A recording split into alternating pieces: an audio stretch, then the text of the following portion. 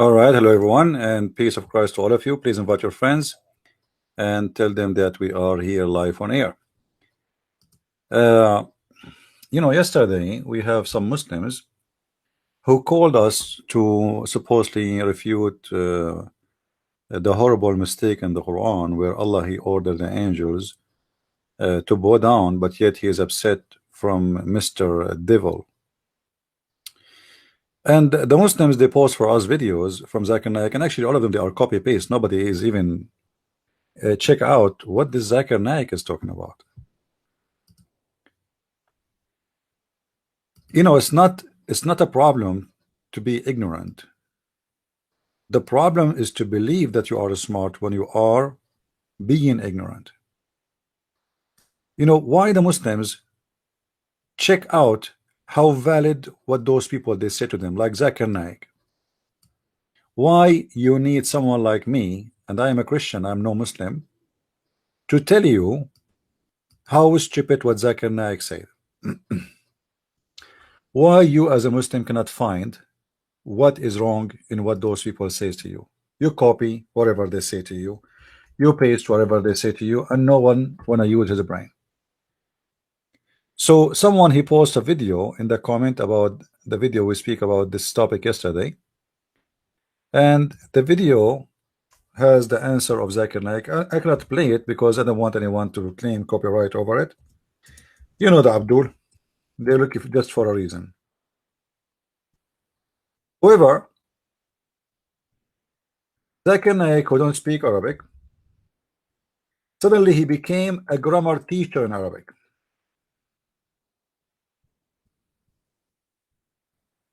And he said, brother and sister, in Arabic there is something it's called in the grammar taglib. What is that?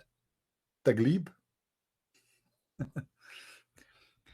And because Allah was speaking to the majority, and the majority are the angels, and Shaitan was alone, so Allah he said angels. I mean, this is the most funny, hilarious answer. Where the Muslims they got the conclusion that Shaitan was the only genies there, and where they get the conclusion that the majority are angels. Did Allah report for you Muslims? Did Allah report for you the number of Shaitan and the number of genie they are located there? What you Muslims are talking about? The majority are the angels and the minority are Shaitan. Where it says that? Do we have any Muslim can tell us what's going on?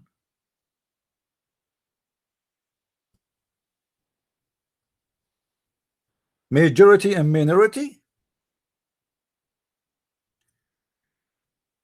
If you read the whole Quran, you will never find anything have to do with this. Actually, I will get you busted by the majority and the minority.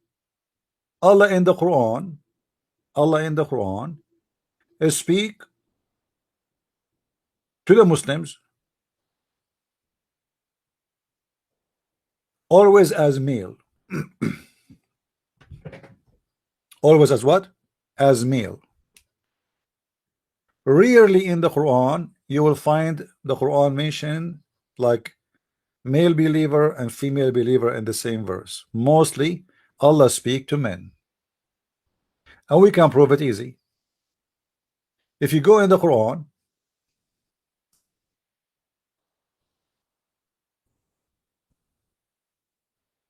we would do a little search. As an example, when Allah he speak about heaven, is Allah generally always speak about heaven, which is the heaven of men, or the heaven of men and women? Let us see. This is a chapter 37 verse number 48, but we will go from the start, so nobody will say we are making things up. You can go from verse number 1. I mean, anyway, the Quran is not connected. There's nothing in the Quran. Like if you read verse number 1, verse number 2, verse number 3, verse number 4, there's no connection between them. There's nothing. You know what nothing mean? Nothing. It's just a stupid words, sentence after sentence.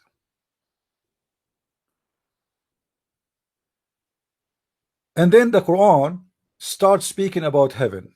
This heaven, does it contain the majority of men or the majority of women?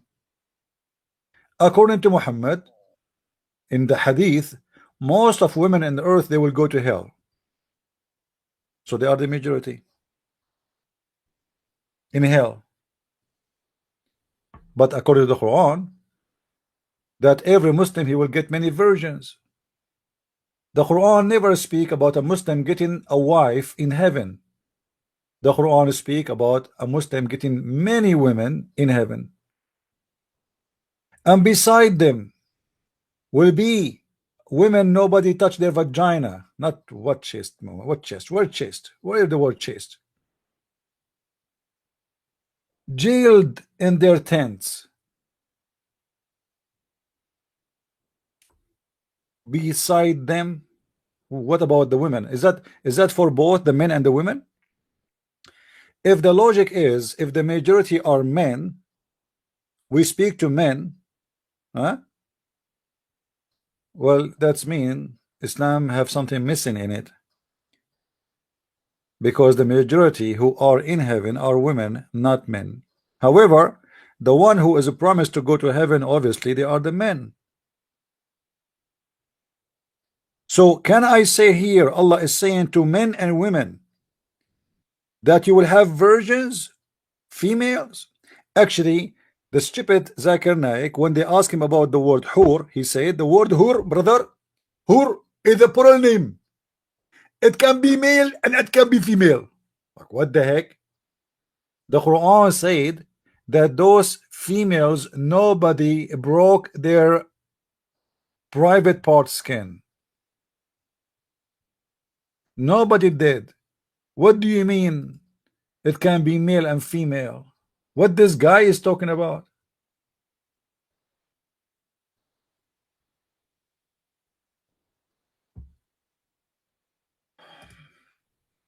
Let us see.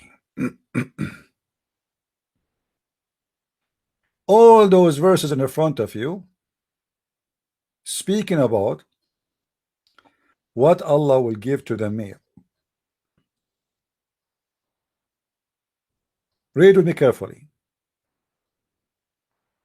Whom never deflowered by a human nor a jinn. So Allah here is promising heaven for who? For the male or for the female? Allah is promising the female. A female, she is not deflowered.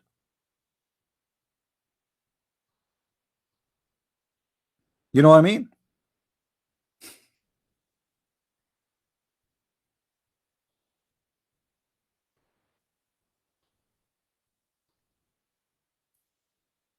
What make it more crazy to find an answer for this, that the Quran says that Shaitan is not the only one is there.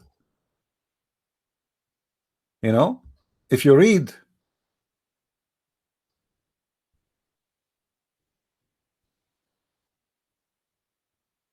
all the verses in the Quran, all those verses speak about this story.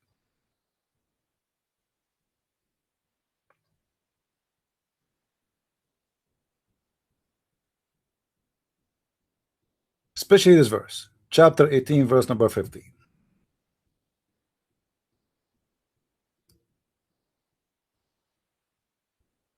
Behold, we say to the angels, bow down to Adam. They bowed down except Iblis. And here again, this is a clear evidence that Allah is a scam, for he is stealing a word, have nothing to do with Arabic. I mean, why he is calling him Iblis? Any Muslim can tell me why Allah is calling the devil Iblis? Do you know what is the origin of the word Iblis, Muslims? Was his name Iblis when Allah he spoke to him, or his name was given later by somebody? Then we continue. It says he was one of the jinns. Do you see the jinns? Muslim, do you see the word jinns? So there was many jinns and there is many angels. How in the world you come with the figure, like you figure out that the angels are more than, they are the majority and Iblis was alone? It says he is one of the jinns. He is just a one of the jinns. If a Muslim he want to say to me that Iblis, the genie, he was between the angels, that would be funny. So you are telling me everybody there is an angel and only Mr. Iblis, he is from the jinn, he was there doing what? It's a very funny explanation trying to find a solution for the stupidity of the God. Same time, if you continue in the story, and yesterday we explained how Allah he taught Adam all the names of all things, and he wanted to prove to the angels that they are wrong. And the Quran says that Allah he said to the angels, tell me the names of those things if you are truthful. If you are what? Truthful. Which means Allah is accusing the angels of to be liars. All those verses in front of us. Let us go to the first one. Chapter 2, verse number 34.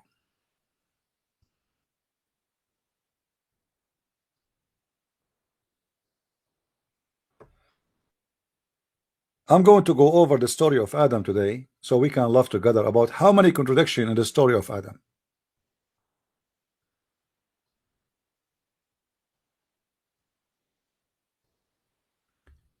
Behold, the Lord said to the angels, I will create a caliphate. And here, by the way, we will find the problem with this word caliphate. How Allah is going to create a caliphate for the earth if there is nobody in the earth?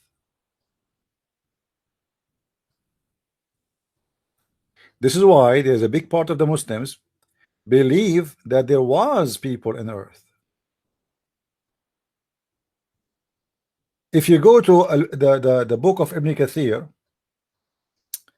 I think Al-Bidayah or Nihaya, the Ibn Kathir, you will find that Ibn Kathir is saying that there was a group of jinn who took over the earth, and Allah he sent Iblis with the great army of the genies to fight them, and he destroyed them. Actually, you know what? As long as I'm talking about it, let us show some reference so people will not say what this guy is talking about. You know the Muslims, you know. I mean, we show them reference in the front of their screen, still they accuse you of lies. So imagine if we say something without reference. They will go crazy. Let me try to find it. I'm sure I will find it.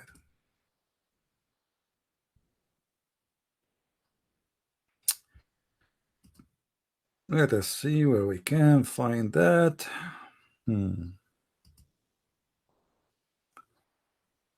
All right.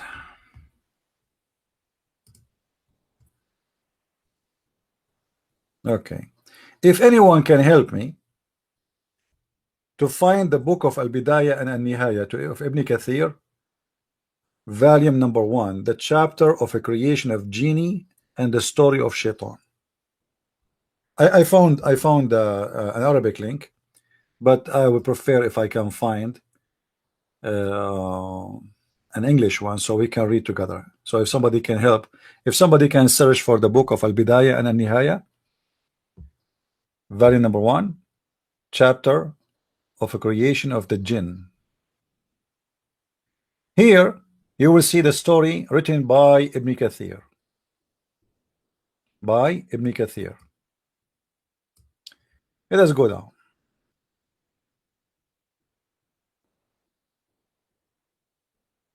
Guys, I will translate, but if anyone, anytime you find something, let me turn first my Skype. Hold on, please. Let me turn my Skype on so you guys can text me the link.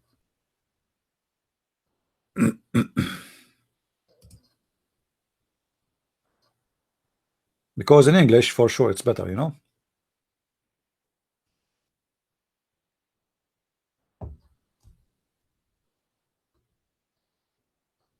But the most funny person yesterday is the one who want to speak in Arabic, but he do not know Arabic. and he want to sing the Quran for us in Arabic, but he don't speak Arabic. How he can sing the Quran in Arabic and you speak Arabic? Because they are recording machines. They just make the sound.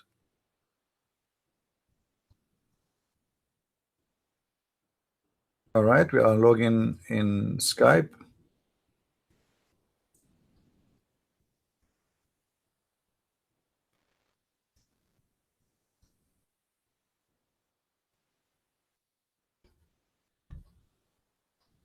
All right, we are there.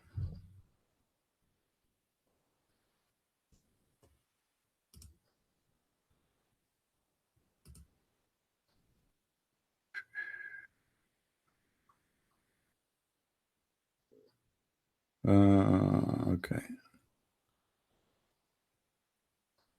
Let's see.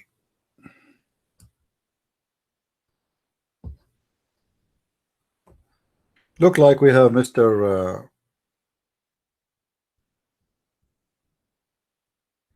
Sheikh Rohi agreed to debate us this coming Saturday.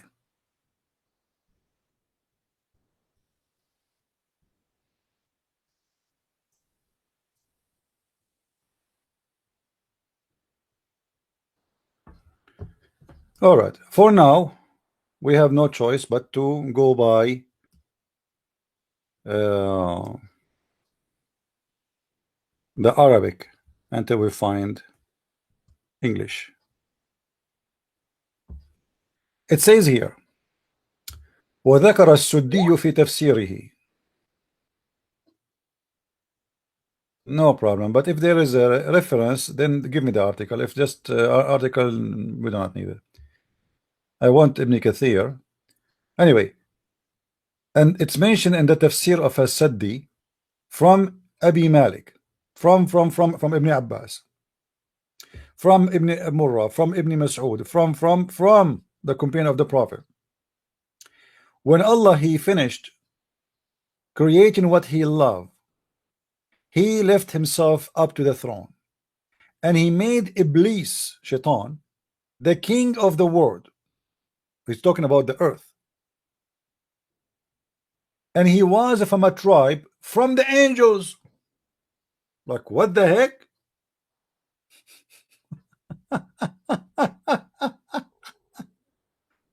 What? Guys, do you see the madness? According to Ibn Kathir, Mr. Genie Iblis, he is from the tribe, it is the tribe of the genie, and they are from the angels. So the jinn is his tribe, but this is a contradiction because the Quran says that Allah he created the angels from light and he created the genie from fire.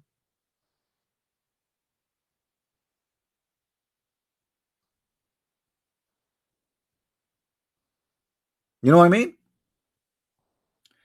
Let me take this to Google Translation so nobody says I'm making things up. Hold on.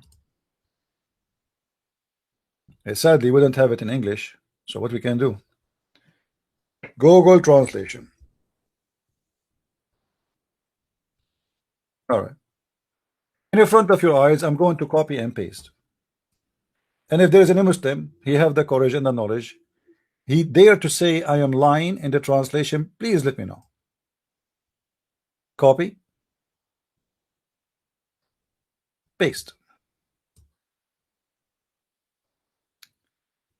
What created Allah creation of what I like? The false, stupid translation Google software. He's saying when Allah he finished creation of what he liked, he settled on the throne and made the devil the king of the world. What? What? And he was of a tribe of the angels. The devil was a tribe. He was from a tribe. It's called genie. From the angels. Are you sure? Are you sure? Muhammad, are you sure?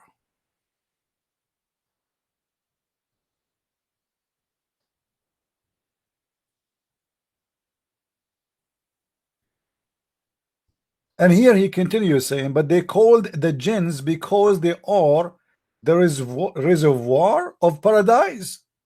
And Satan was the king of Kanza. and fail in his chest, but God gave me this to advantage to the angels. Let us go to the Arabic because the translation is messed up now.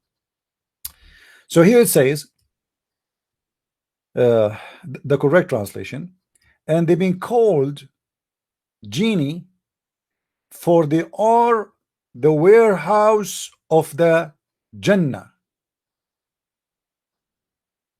They are the majority of the Jannah. Even the Jannah is taking its name from them. And you are telling me they are the minority?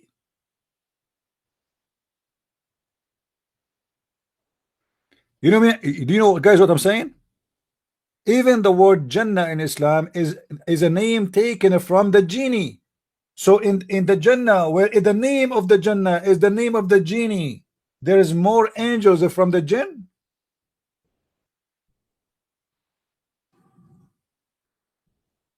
Do we have any Muslim?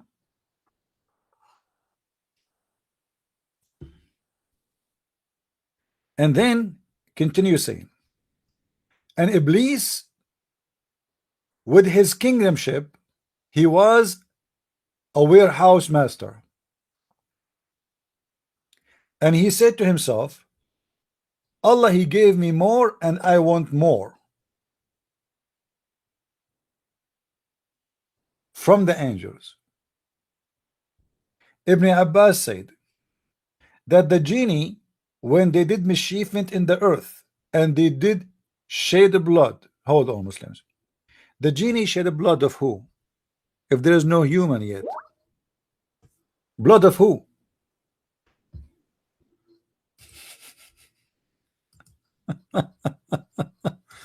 Okay, somebody send me a link. Let me see if we can if we find that.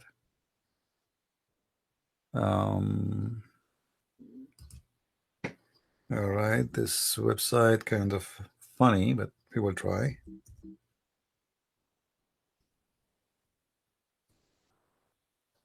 Yeah, but this is not what we are looking for. This is like an endless page. Can't even find the story of the jinn there in the link you send me, my friend. Anyway,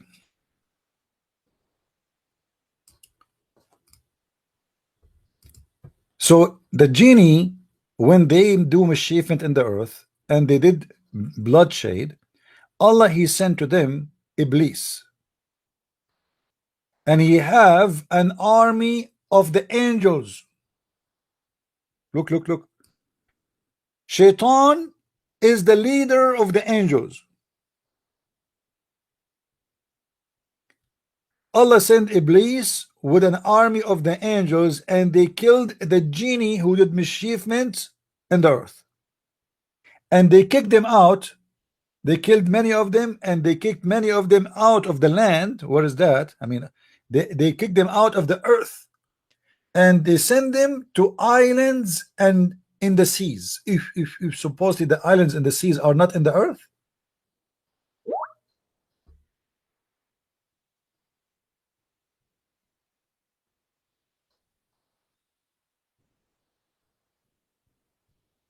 Do we have any Muslim here?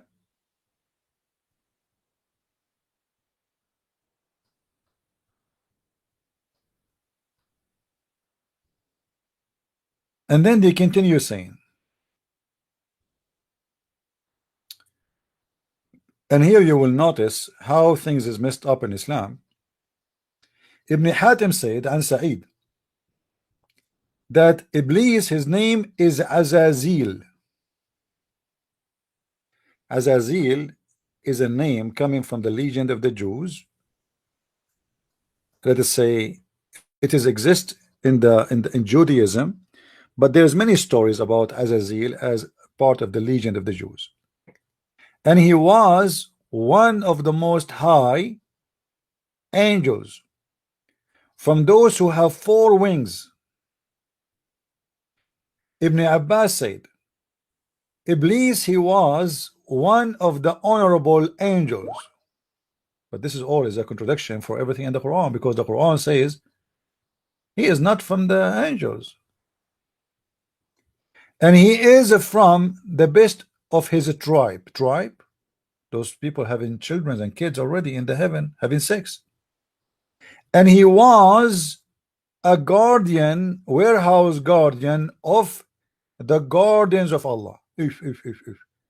And he have authority over the sky of the earth and over the earth.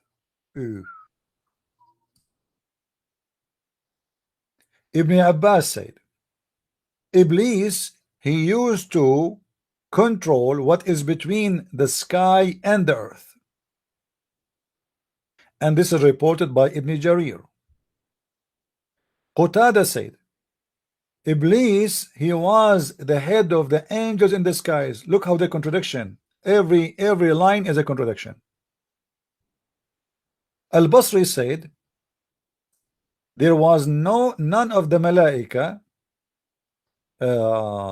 like he is very fast and very quick. He is not. Ibn al-Basri is saying he is not from the angels. He is originally from the jinn. The same as Adam, origin of the jinn, of the human. So look, this guy, every line there's different story contradicting each other, and all of those are Sahaba and the leaders of Islam, and each one of them giving them the different story for who is the shaitan. Is he an angel or he is a genie? Is a genie word mean that this is a tribe, or it is different kind of a creation?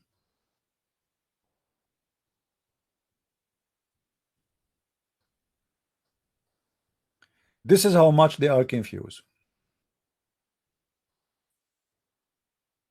And then they continue saying, Shahr ibn Hawshab and many others said, Iblis was one of the jinn which is kicked out by the angels. And then some of the angels, they let him get in. Look at this conspiracy. There's some, he looked like he bribed some angels. And then they took him to the sky. What? He was kicked out by Allah, but the angels let him get in? What a horrible thing. They said, when Allah he wanted to create Adam to be in the earth, him and his offspring after him, and images with images of his body with it. Iblis, and he is the head of the Jan. He is what? He is the head of the Jan. And he was the most practicing worshipper. If he was a very good Muslim. Iblis was a very good Muslim. And at that time, and his name was Azazil. Do we have any Muslim here? He have something to say?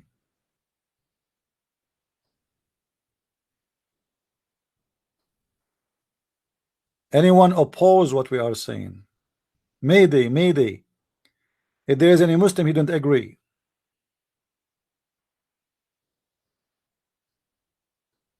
Anyone? Guys, don't forget to tell your friends, because today we switch the channel to broadcast here. To make it short, every line in this page in the front of us is different story from the line after it.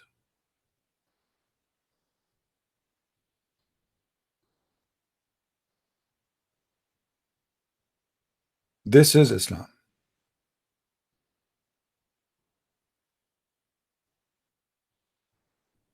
This is how stupid this cult is.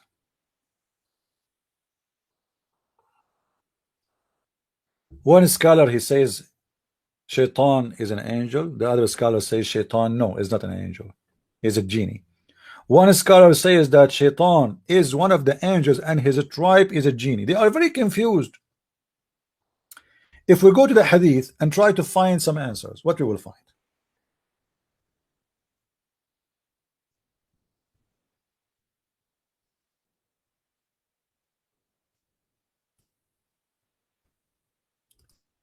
Let us do some.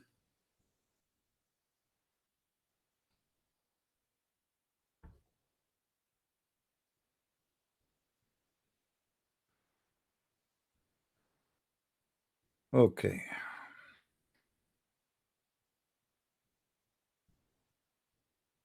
This website is stupid. When you try to find something, it give you anything connected to that word you are searching for. Let us do this then. Hold on. That's not practical.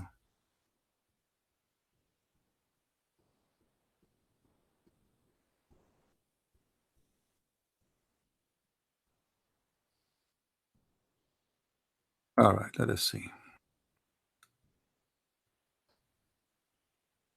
We will try to find something with fast answers.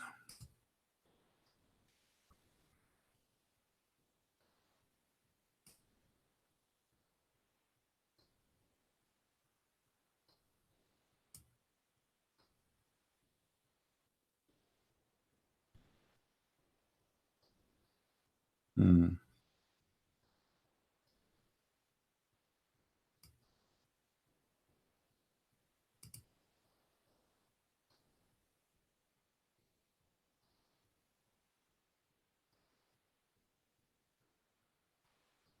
Okay, let us see. Hmm.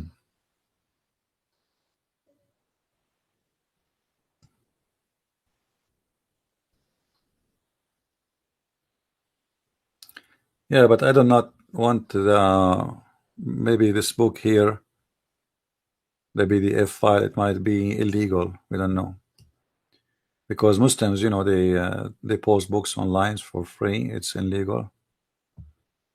If you have a website published officially legally, we can use it. Um, Hold on.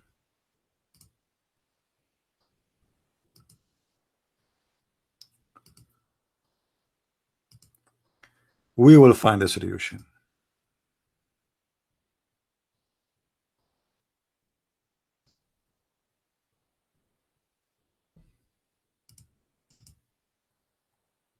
All right.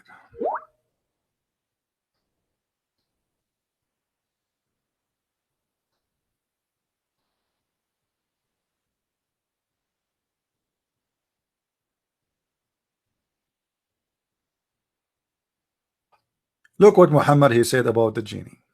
Let us search for this thing.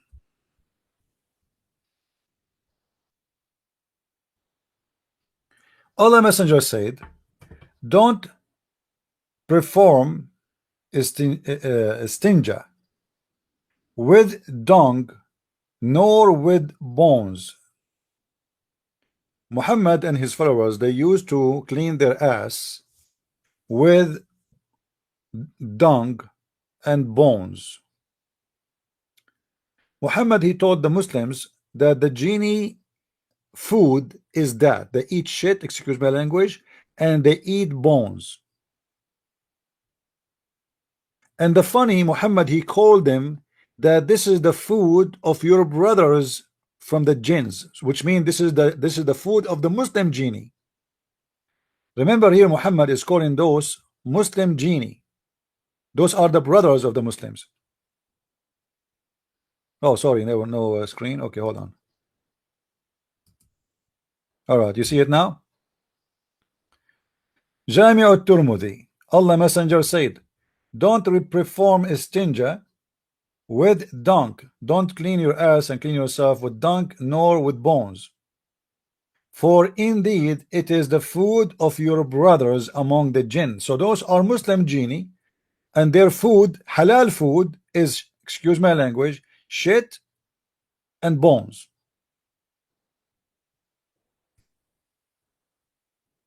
Isn't it weird that those are Muslim genie, but they can eat this? And Muhammad is calling them your brothers?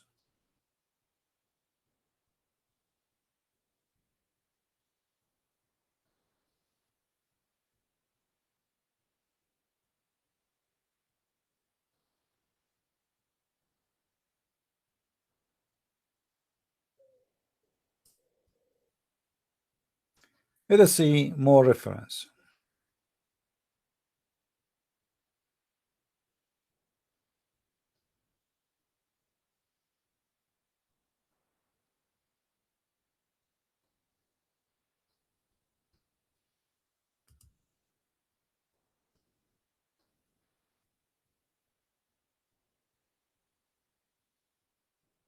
Yeah, I cannot use the full book, my friend. Just it's okay, guys. Take it easy. Hold on. Anyway, as long you have the PDF, the one who have the PDF of Ibn Kathir, Al Bidayah wa Nihaya, just search there for the chapter of creation of the jinn, and you will read it. Exactly what I was saying. For me, I give you the reference, and you can find, as long as there's a book in English there, just find it. I'll post the link in the chat. All right. Let us see what else.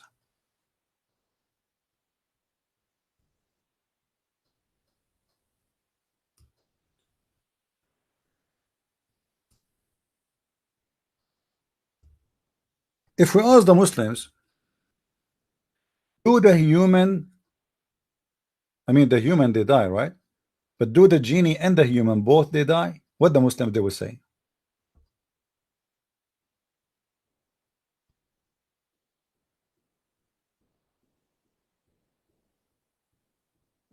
True art living that dieth not, while the jinn and mankind die. Who is talking? Muhammad. Muhammad claimed that Shaitan is one of the jinn, but yet the jinn they die. Notice here, Muhammad did not say the angels they die. He said genie and mankind they die. That means Iblis is dead.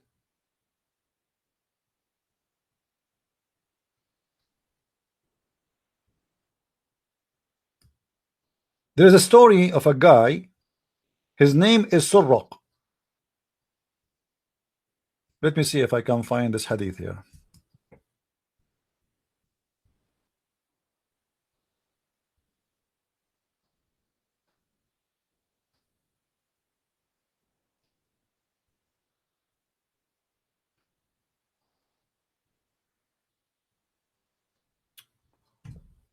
Yeah, this search engine and this website is horrible.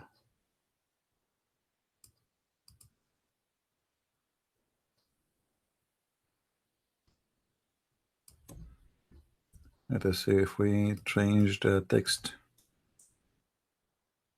No, can't be found.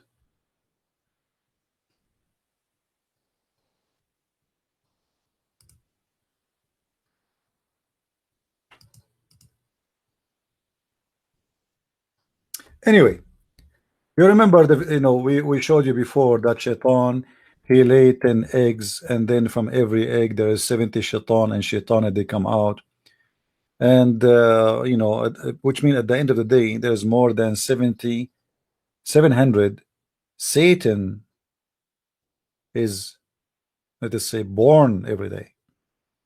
So how in the world you Muslims you say that Allah was speaking to the majority and they are the angels and the minority have to follow? That is very stupid. There's nowhere in the Quran or in the Hadith or anywhere it says that there's angels are more than the genie. Actually, it is the opposite.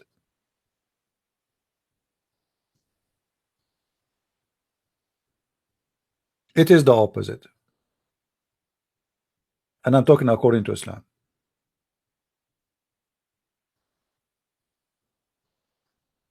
Each time you want to go inside the bathroom, the Prophet he taught the Muslims that they have to say certain things before you go to the bathroom. And the funny here, you will notice something Muhammad he mentioned about the genie, that they are male and female. There's male devil and female devil. Question: if Allah created a fixed numbers of angels, and the angels according to Islam they are neither male or female, while in the same time the genies are male and female, who is going to be more in number? The one who is fixed and there's no new babies, or the one who produce children's? And as we showed you before, that every day, the one devil every day he give birth by eggs, as eggs, after he have sex with himself, uh, 10 eggs with 70 devil from each.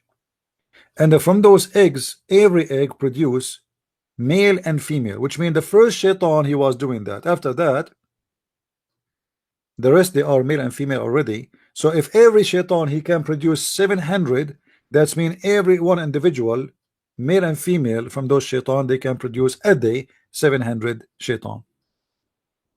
So based on this, the genie are the major number of a creation according to Islam, which means they are more than the angels and they are more than the human.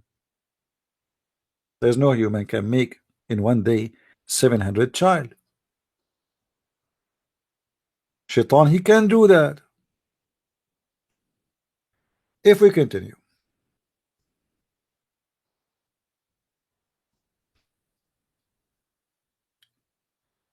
whenever the messenger of Allah entered the toilet, he would say, أعوذ بالله منك من خبثك والخبائث.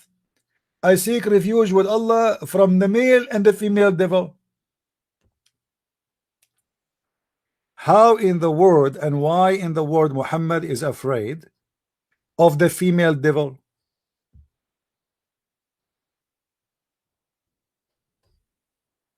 I understand Muhammad is afraid from the male devil. What the female devil would do to Muhammad?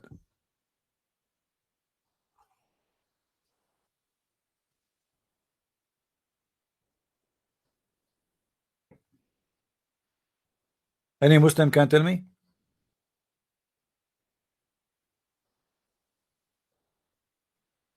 Why Muhammad is afraid from the female devil specifically when he go in the bathroom? What the female devil would do to him?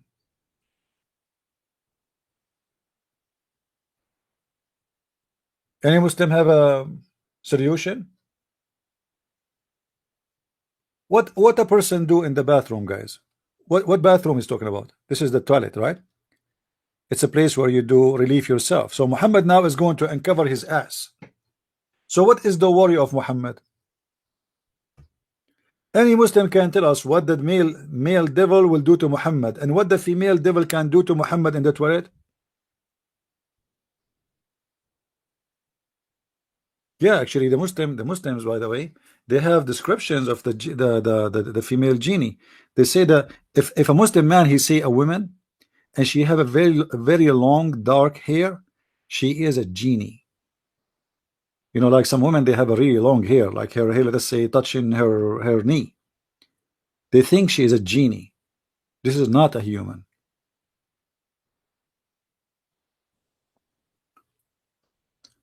All of Islam, jinn is whispering in CP's ears. My friend, the one who is whispering here is your prophet, and your prophet is afraid of the genie. Can you tell me why?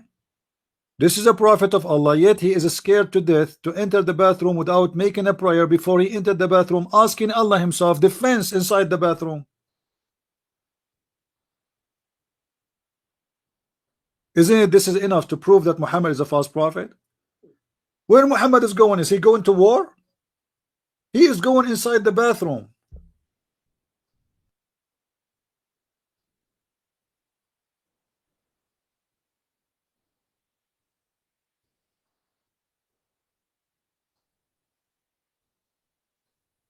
Any Muslim want to tell me what's happening?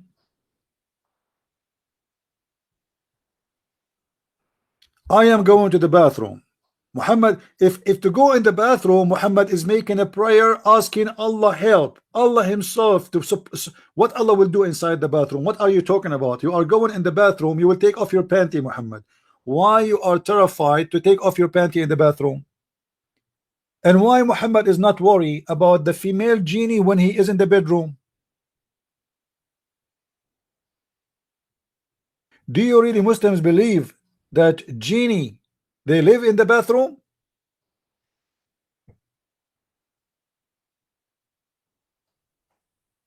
Hmm? Is that like the room for the genie? Yes. Even Muhammad he said, don't piss in a ground hole. Anyone knows why? because genie live there. So genie, they eat poo-poo and bones. Genie, they live in the bathroom. Genie, they live inside holes in the ground.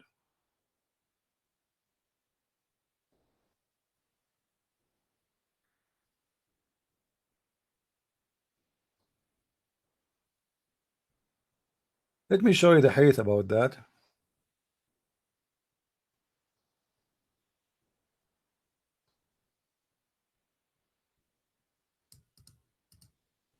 Maybe we can find you something.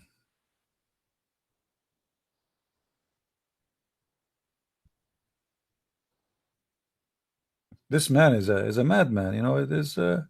What is that? Whenever the prophet he went to answer the call of nature, he used to say, Allahumma inni a'udhu bika min al-khubthi wal-khaba'ith. Oh Allah, I seek refuge. In the bathroom, what will happen in the bathroom? Muhammad, should we, you know, guys, why we don't start an insurance company and we sell Muslims insurance for the bathroom insurance, and we make them agree with policy that anything happened to you in the bathroom by the attack of the genie, we will pay you 10 times. And because there's no genie exist, there's no way for a Muslim can claim such a claim. Genie attack in the bathroom, female genie and male genie.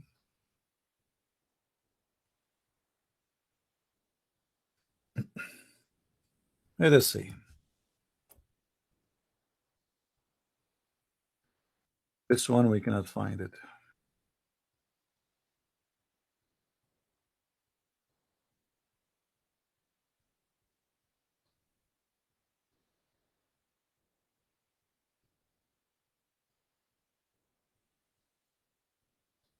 Let us see something else.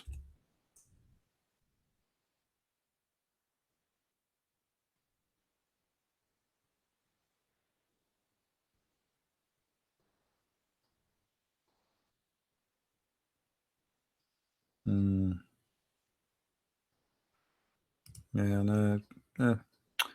we try to find, not everything sadly is in English.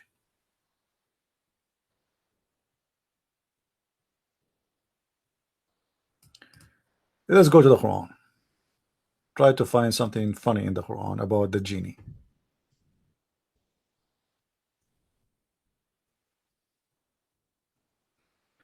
Muhammad, he used another word about the genie. You see, sometimes he called him Iblis, which is not an Arabic word. You can search it in Google and see where is Iblis coming from. Sometimes he called him genie, which is not an Arabic word. And sometimes he called him Afrit. Afrit? Who is Afrit? Mr. Ifrit min al-Jinn. Let us see what the story of this Ifrit. Who is this guy?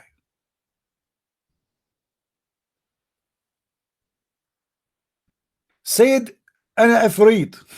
Look at the translation. You know, guys, do you know the story about the genie in the ball? Do you know this story? This is where the word Afrit is coming from. Afrit is the genie in the ball. Exactly. It's an old legends about a genie who was captured inside a container, and he was jailed there by magic. And then the lucky one is the one who find the container, and the one who opened the container, he become his master. So now they are telling us a story about Solomon. Solomon, he have many Afrit, and those Afrit are from the jinn, and they are shayateen, and they are very fast. They can bring you anything in the speed of like the blink of an eye, like this.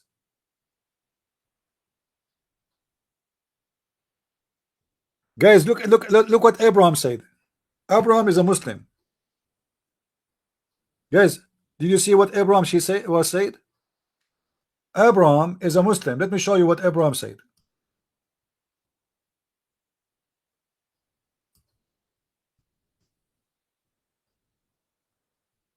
An ifrit is a powerful jinn. This is the Muslim definition, not mine. Abraham is a Muslim who don't like me at all. It is a powerful jinn. In case you do not know, there's some genies, they go to the gym and they do bodybuilding, and there's some genie they are not powerful. Not all of them they are powerful.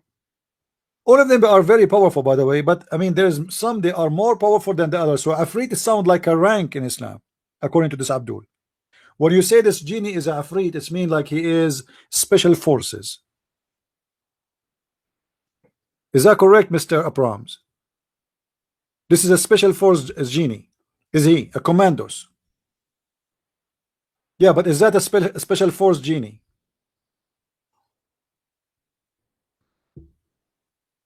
Is he a special force like commandos, marines?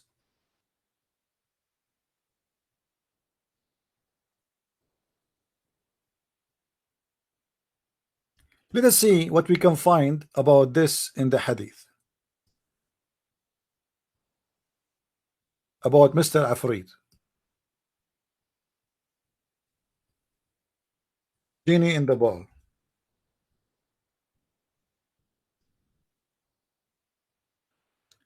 Look what happened with Muhammad when Afrit he came to him.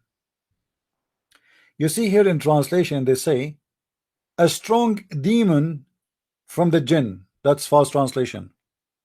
Muslims do not believe in demons. Do you see it? Muslims do not believe in demons, and genie is not a demon. He is not a spirit.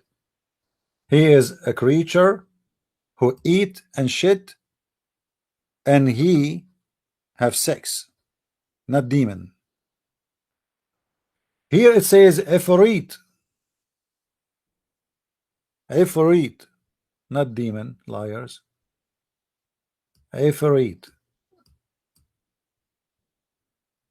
I'm using my mouse to type. So it is Mr. Ifrit. The Prophet said, a strong Ifrit, a strong Ifrit from the genies came to me yesterday. When? Yesterday. Suddenly. So as to spoil my prayer. But Allah enabled me to overpower him. So I cut him. And I intended to tie him to the pillars of the mosque. The Prophet, he tied the Afrit. Hold on, Sharon. Guys, do you see what I'm saying? The Prophet of Allah, Ifrit, and Abraham, he just told us Ifrit is very powerful. Is a super. This is the special force of the genie, the most powerful ones. He came to the Prophet, and the Prophet was praying, and the genie was doing this. You cannot catch me. You cannot catch me. Huh? And then the Prophet, he captured him. He captured the genie, and he intended to tie him up to the column. Hold on. We just saw Mr. Abraham saying that genies can change their shape. Guys, did he say that? Did Abraham say it, that genie are shape shifters? Did you see what he said? Let me put it for you in the screen. Genies are shape shifters. What does that mean? They change their shape. Question, Mr. Abraham. As long those genie they can change their shape, how you can capture any? How you can tie him? Because if you tie his hand, he can make his hand smaller and he will release himself. If you tie him from the neck, he can make himself without a neck. He can make himself a snake. So how he can tie him? And you just admitted that they are shapeshifter. Not only that, genie, he can go invisible. Is that correct, Mr. Shapeshifter genie? Yeah, they can appear as a human and they have sex with them, correct? I agree. Yeah, yeah.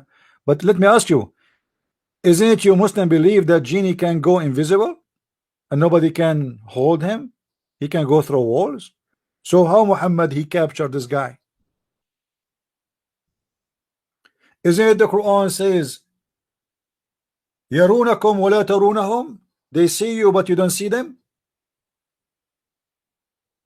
Is that correct, Abraham? See, this is guys in their true shape. They are invisible, so he can go back to his true shape. So what Muhammad mean? He captured him. How you can capture a person who is invisible, who can go invisible any second he want? Do you Muslims use a brain? If this guy, let us see, he is now coming to me as a donkey. Okay, I hold him, but he can shift his shape. He can be invisible, which means he can be nothing. He can go walk through walls. How I can capture such a creature?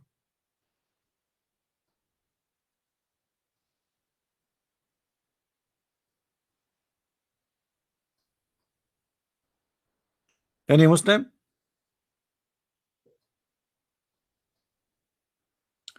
And then Muhammad, after he cut the genie, he intended to tie him up to the pillars of the mosque.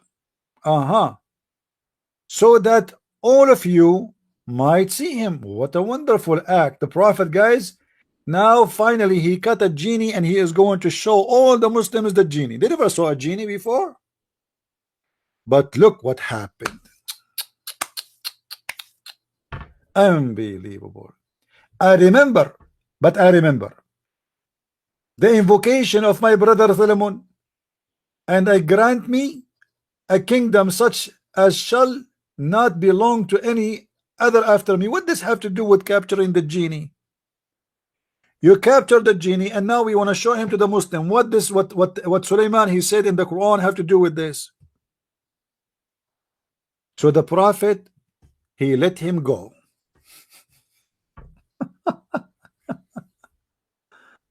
Yeah, red lid. Yeah, you were a Christian before. You know, I used to be a Hindu before because I used to like beef, you know. And I'm sure you used to be Catholic too. My friend, you Muslim don't believe in demon, don't lie to yourself. In Islam, you believe in genie, and genie, they are flesh and body, and they have sex, and they have penis, and they have vagina. Even the Quran witness for that, that genies, Muslim genies, genies of Allah, they have sex with Muslim women. The Quran says,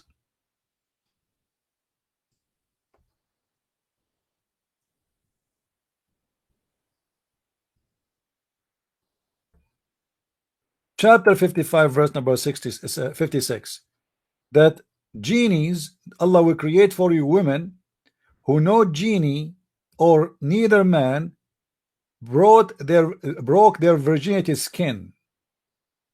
Broke their virginity skin. So what do you mean they are what they are? How somebody, he is not a human,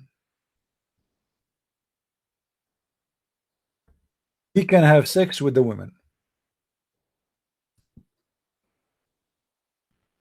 Any Muslim can tell me? And how Allah saying that those women, they are in heaven, no human, neither genie broke their virginity skin?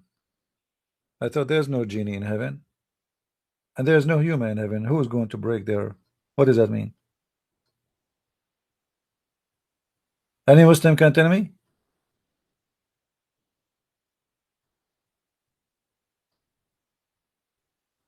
You see a translation here, all is false. Untouched doesn't say untouched. It says here,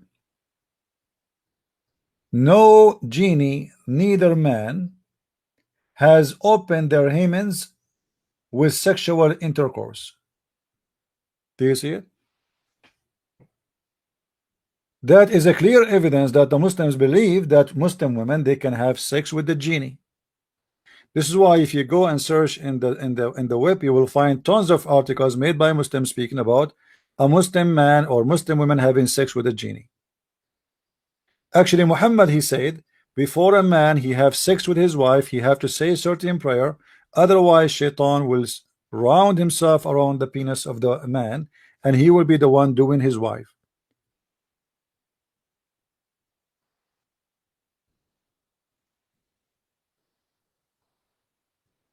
According to Muslims, anyone who have a cross eyes, this has happened because shaitan, he share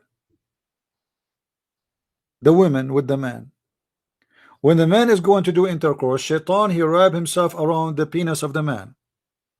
The man, he think he is doing having sex with his wife, but the fact it is shaitan doing that. And the woman, she will get a pregnant, but the son will be a person who have a cross eyes. If there is any one of you, he have a cross eyes, now we know why. Muslims, my dad for sure, he did not say the prayer of Allah. How come I don't have a cross eyes?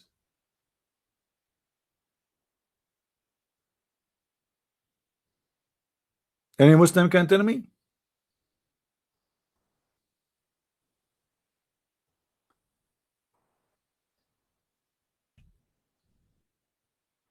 Any Abdul? By the way, in my coming book about Quran, sex and Allah, you will find a lot of those stories and you will die from laughing. Or with reference. You saw nothing yet. Do we have any Abdul?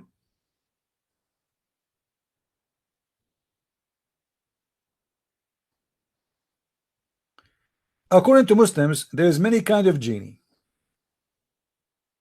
One is called Afrit, and Afrit is the most powerful genie.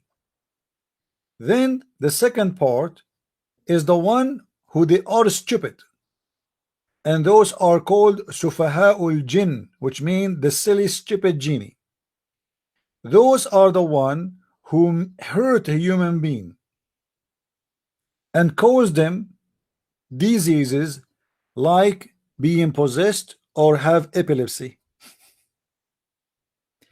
And the third kind of genie is the one called the Ghilan. And Ghilan is a polar name of the word Ghul, and they are the magician of the genie. And those are the one who heard the children of Adam. Let me see if I can find you something in English about that.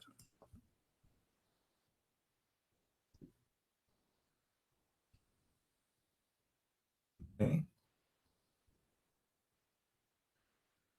No, no, no, no.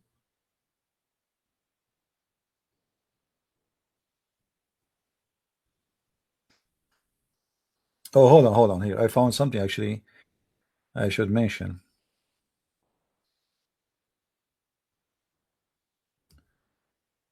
Here, this is a hadith about the prophet. He was going to forbid suckling during the women she is pregnant.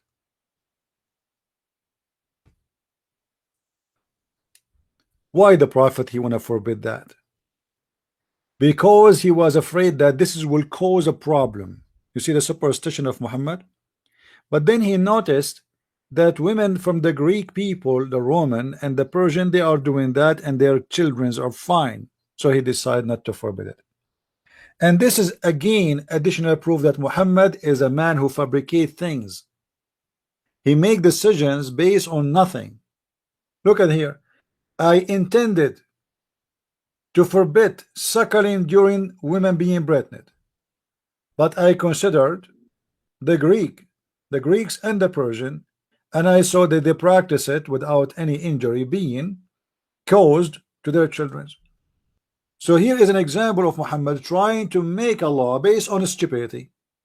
He's just guessing. You see it? Let us continue.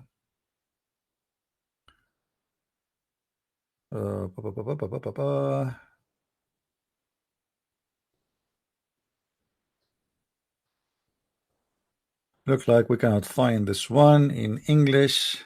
All right.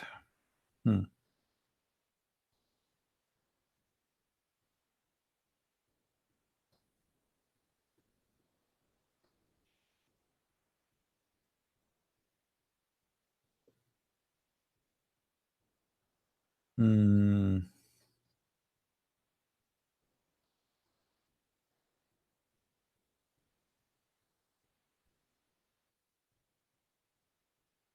I'm just trying to find some stories in English. All right.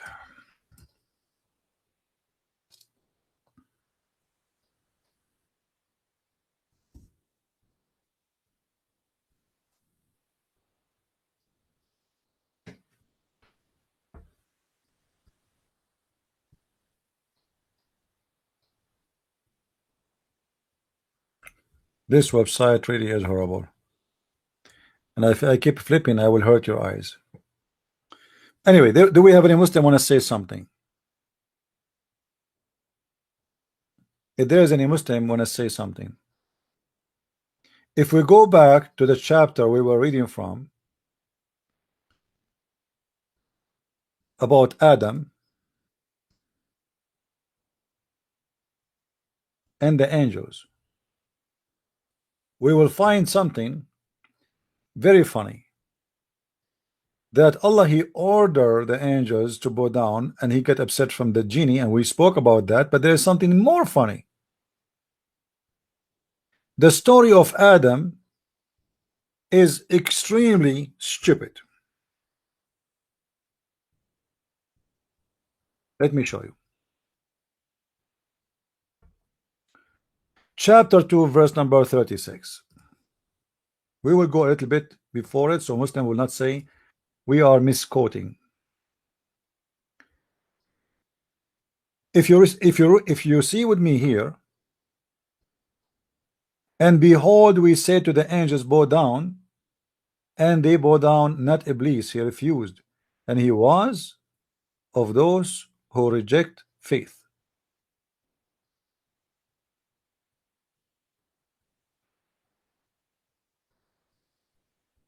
This is one side of the story. We go to different verse because I want to compare between two.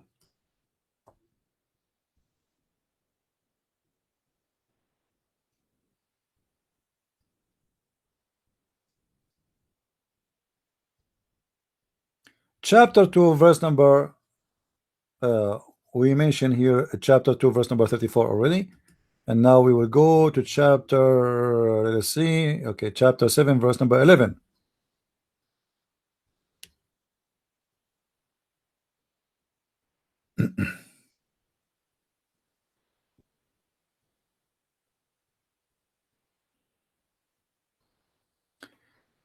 In this verse or this chapter, the story became more clear. What happened after Shaitan, he disobeyed Allah and he refused to bow down to Allah, sorry, to Adam.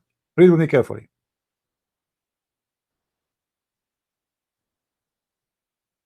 After Allah, he ordered all the angels to bow down, and Iblis, he refused. Allah said to him, it is we who created you and gave you the shape. Then we bade the angels prostrate to Adam, and they prostrate. Not so Iblis, he refused to be of those who prostrate. Allah said, speaking to Iblis, to Shaitan, what prevented thee from prostrating when I am commanding thee? He said, I am better than he. Thou didst create me from fire and him from a clay. Allah said, get thee down from this. Get thee down from this. Down from where? Anyone understand from where? What does that mean? Get down from this. He is just kicked out of heaven. Allah just kicked out Shaitan of heaven, and this is very important because that is another mistake in the story.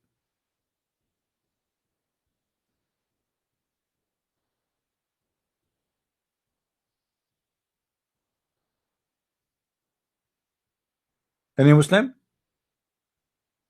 Allah just kicked Shaitan out of heaven. Any Muslim have an objection for that? Any Muslim have an objection for the translation?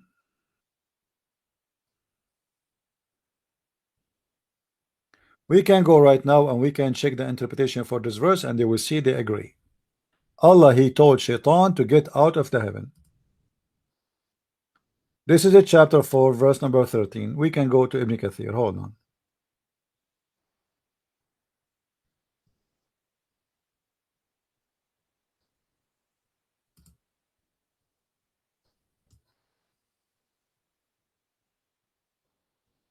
Okay. 13, 14. Ibn Kathir. Read with me carefully. Oh,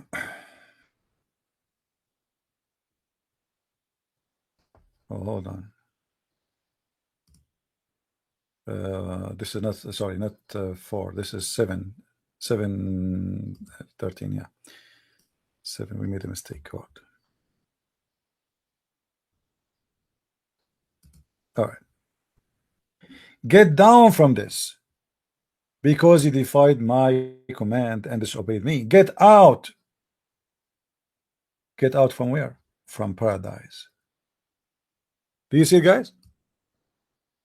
Allah, he ordered the genie, the shaitan, to get out of paradise. But hold on. The author of the Quran, because he's an ignorant stupid, he made a big mistake.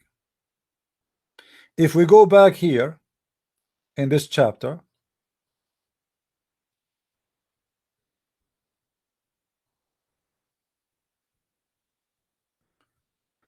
when Allah, he ordered Iblis and he did not bow down, in the Quran here doesn't tell details because the Quran is mixed up. The rest of the story is actually is in chapter 7, verse number 11, 12, 13. Here suddenly the Quran stopped and jumped to speak about Adam. We said, O Adam, dwell thou and thy wife in the garden, and eat from beautiful things therein. So Allah now told Adam, he created Adam now, and he said to him, okay, Adam, enjoy the garden. But look what happened. Then did say Shaitan make them slip from the garden. Hold on. How in chapter 7, verse number 13 and 14, you just said to us that Shaitan is kicked out of the garden? And how now he is in the garden deceiving Adam and Eve? Are you with me, guys? Do you understand what I'm saying? He just kicked him out of the heaven. When Shaitan he refused, to bow, he refused to bow before Adam was created yet. Remember, Allah was saying to the angels, I'm going to create someone. He did not create him yet. And he refused to bow down, and Allah kicked him out of paradise. Okay. Then Allah, he created Adam and Eve in paradise, and he told them enjoy it. How in the world Shaitan came inside the paradise and deceived Adam and Eve?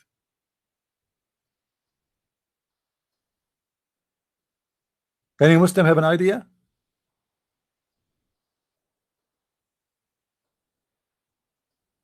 As usual, Allah knows best.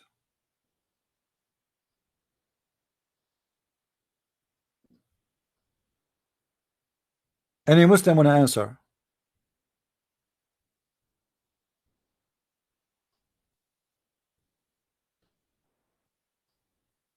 Anyone? Again, guys, this coming Saturday, it's confirmed that at 4:30 we have a debate with Sheikh Ruhi. This coming Saturday, it's confirmed. This coming one, all right. We have a debate with Ruhi, Sheikh Ruhi from Egypt at 4:30. So please get your popcorn and get ready. It's going to be fun. And for sure now Sheikh Ruhi is prepared and he trained himself and he is he is ready. Maybe first time we took him into surprise. So this time there is no way.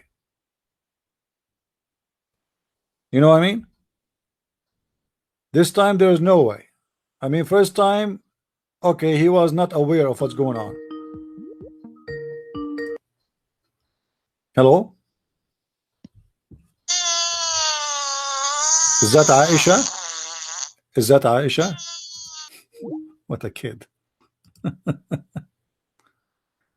A Muslim.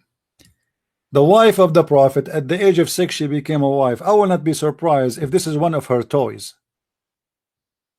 Especially the hadith says that the Prophet, he entered upon Aisha at the age of 14 and still she was playing with her dolls.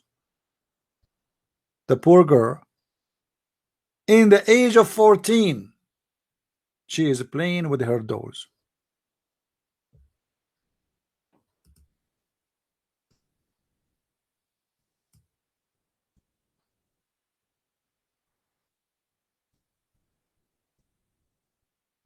Let me show you the hadith. And thank you, Muslims, for reminding me.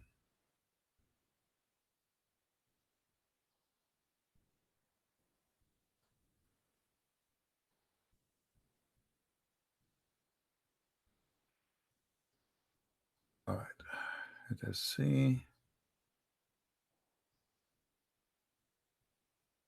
There we go. And guys, here I will show you a great example of the lies of Muslims when they translate. If you read here in the hadith, anyone see in the hadith anywhere it says my daughters in the English? Anyone of you see the word my daughters? No way. It doesn't say anywhere my daughters. But in Arabic, when Muhammad he asked her, when he saw her playing with her dolls, at that time she was 14 years old. Muhammad, he saw her playing with dolls.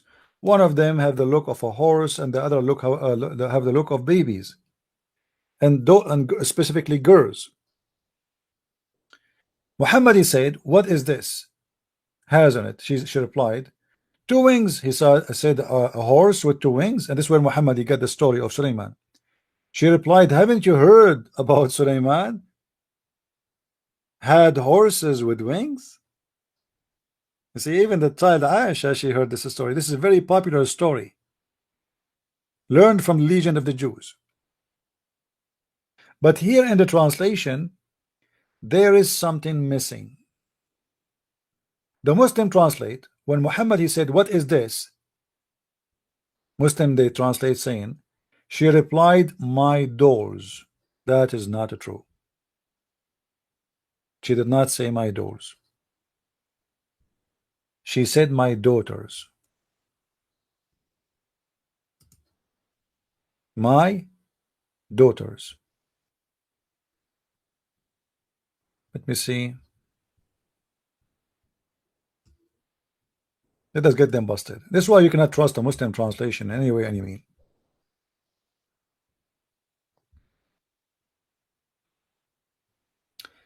فقال ما هذا يا عائشة عائشة قالت بناتي. Google translation. Copy paste.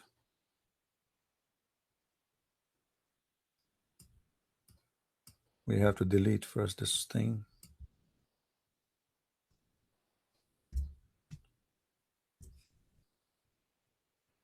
Look like because here we have this thing. Let us take it off. I am what? Or a Christian? What is that? Let us see now. Made mistake. It detect the language as Pashto. But this is Arabic. What Pashto, you idiot? Google. Okay. So now supposedly it's corrected. قالت بناتي, my daughter, she said. Do you see it? So in the Arabic text, it says, he said to her, what is this, Aisha? She said, my daughters. And she was speaking about her dolls. She is in the age of 14, yet she is playing with her dolls, which means 7 years, 8 years after getting married to Muhammad, this child still a child. And the Muslim, they lie to us saying she was a growing woman. A growing woman playing with her dolls. call them daughters?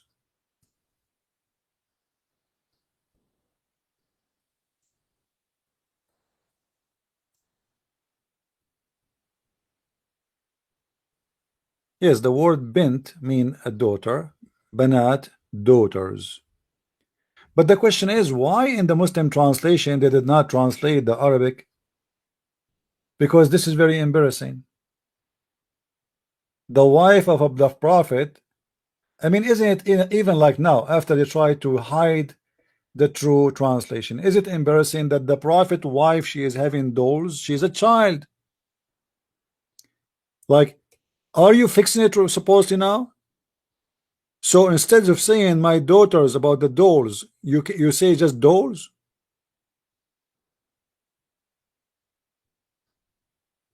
This is very embarrassing. What a prophet of God have to do with a child like this? What he want from her? What exactly he need? This man, he have all the women he can have.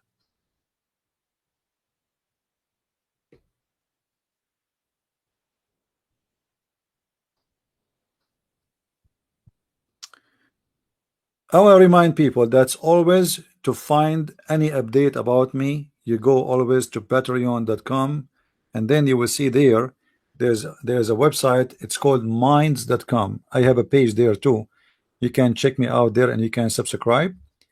And actually, I load videos there sometime, which is not, let us say, I don't want to post them in YouTube. Uh, so be sure you subscribe to my pages just to be always up to date, because you never know, sometimes we can lose a channel. I have many channels. The Muslim, they think they can make me lose channels. You cannot do that. I will pop up like everywhere. People copy my videos and post them everywhere, so it doesn't matter what you do. It's easier, my friend, to fight the genie, because he does not exist, from fighting Christian Prince. This is my page in minds.com. Please remember it, minds.com/Christian Prince. You can sign there it's for free website. It's the same as Facebook, but it's better. And they have a freedom. They don't take your videos down, and for sure, unless you violated the law. But they are not the same as the stupid software of YouTube and the garbage of Facebook. And then the other website we have is Facebook. We have Facebook. Facebook.com/the Christian Prince. The Christian Prince. All right. And I have my Twitter. Remember that too. Twitter.com Christian Prince. Christ is the one. And then number one. All right. Anytime, like let us say a channel disappear, you don't know where to find Christian Prince. This is the easiest way to get updated, because you will find there right away, okay, this is the new channel I'm going to use from now on. Please subscribe. This is how we can always build things fast, and that's why we are not worried about losing channels anyway, because it's easy to find. We have, let us say, a main address where people they can find us, right? Do we have any Abdul?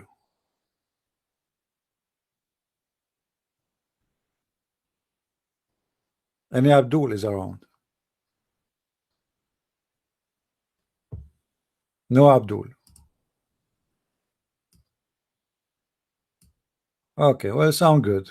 No Abdul, it's mean no Islam. Look like the Muslims, they learned their lesson that they are no match. And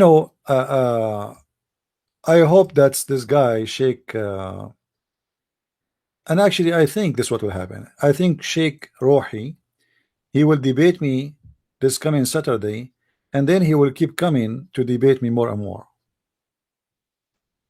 Anyone knows why? Why he will come to me and debate me again? I mean, last time we have debate, it was horrible. Seriously horrible. This guy, he left the debate with without bones. Why you want to come again? Simply, if you are a person who is very well known, and you have a lot of followers, and it's a career for you. This guy, he make living from this. Call himself sheikh, teach people in the mosque, and then suddenly in the front of your followers you look really bad. So this man, this coming Saturday, he's trying to come back to get back his honor, which is scattered left and right. But next week he will come back and he will not get back his honor. It's going to be even more horrible. So what he will do then? He will come back. It's the same as a gambler. The more he lose, the more he want to play more.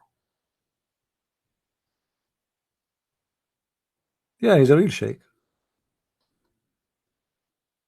That's what he claim. I mean, and that's what the Muslims they say. I never met him. What I can give you, Sheikh Rohi is the same as the rest of the Muslims.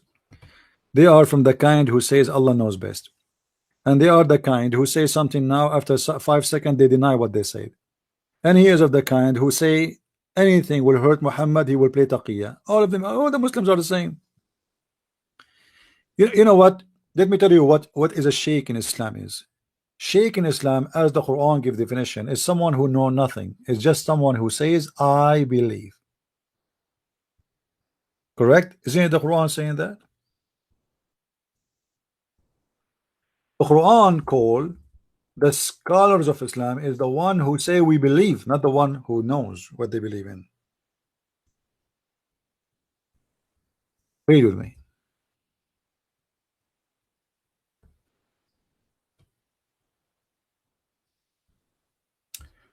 والراسخون في العلم يقولون آمنا به. Okay, what does that mean? Translation.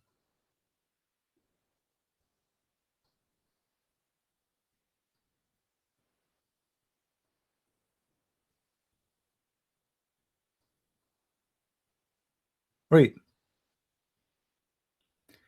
The Quran confirm that there is a huge part of the Quran nobody knows what it means save Allah. None knows its explanation save Allah. Look how smart this God. Look how smart this prophet. He gave them verses and nobody knows what they mean save Allah. Let us take the address from the screen so it doesn't bother you. None knows its explanation save Allah, and those who are of sound instruction say. What sound instruction? The scholar, supposedly the sheikh is the one who say we believe therein, not the one who understand. So in Islam, in order to be considered as a sheikh, it's not necessarily to be a person who understand Islam, but it is necessarily to be a person who say we believe in it. Do you see it? You can change the translation, doesn't matter, you know. All Islamic translation is false anyway. And those who are firmly grounded in knowledge say we believe in the book. Why they are firmly grounded? Because we say we believe in the book. So what is going to give you the title of firmly grounded in knowledge is to say we believe in the book. That all the requirement. You say I believe in the book, you are firmly grounded with knowledge. So to be a sheikh in Islam is not necessarily to be a scholar, it's just to be saying I believe. As simple as that. And to be a Muslim is not necessarily to be a believer. Who said you need to be a believer? You see, Islam is different kind of religion. You just say Shahada and you do not need to be a believer. It's not required to be a believer. If we go in the Quran, you will find the following.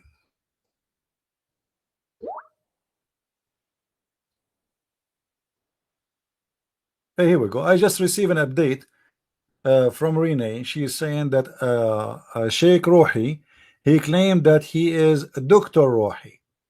He have a PhD from Al-Azhar University. Here we go. What do you want more? And you know what? Next time when he start coming to me, I will confirm that from him.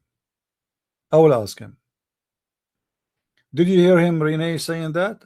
Or people they said that he said that he have a PhD.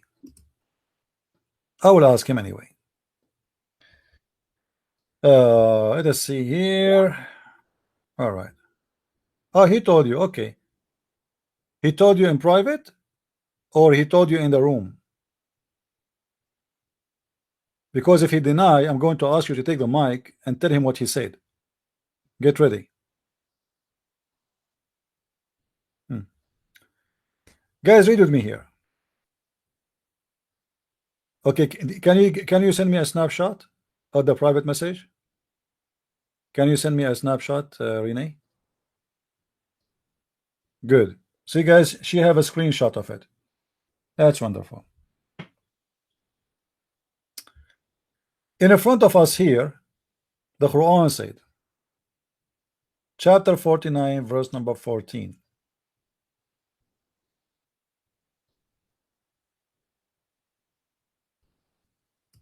You can change the translation if you want to whatever you wish.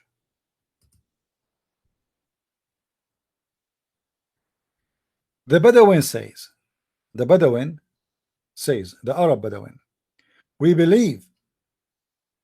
Say, you believe not. So the Bedouin, the Arab, they say, we believe. We are believers.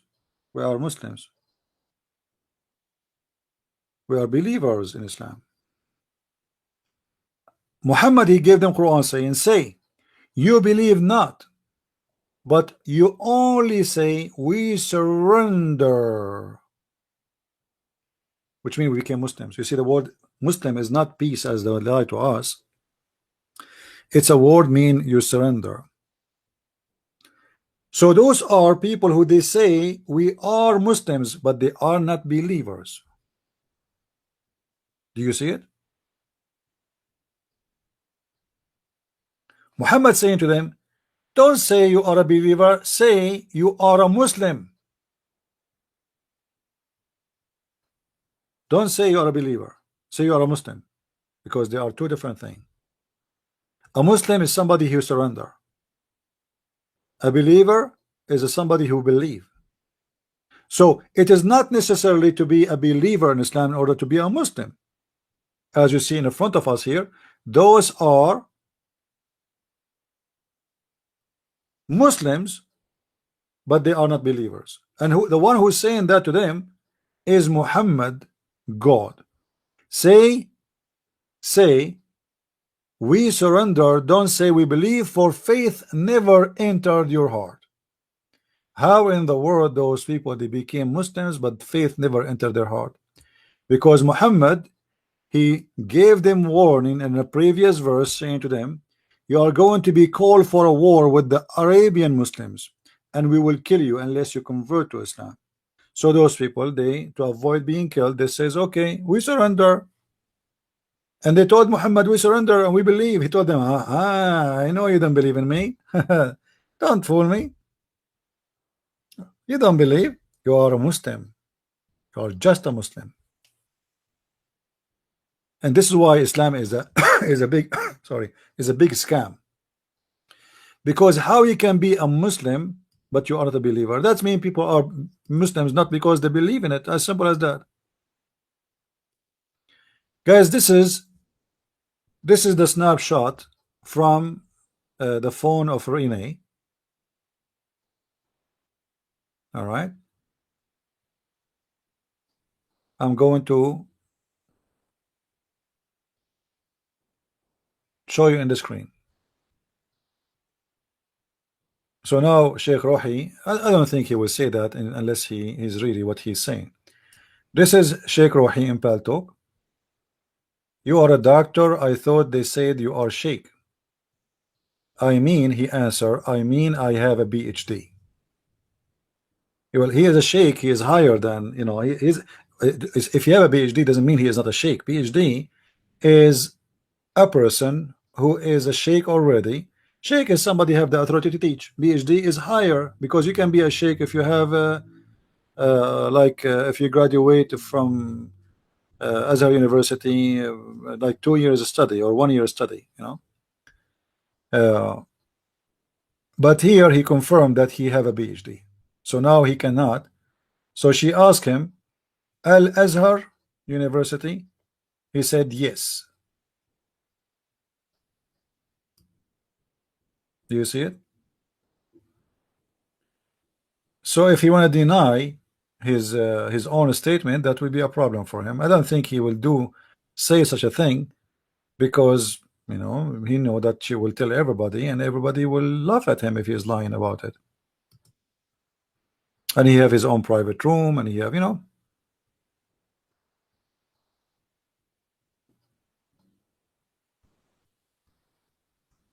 this is another snapshot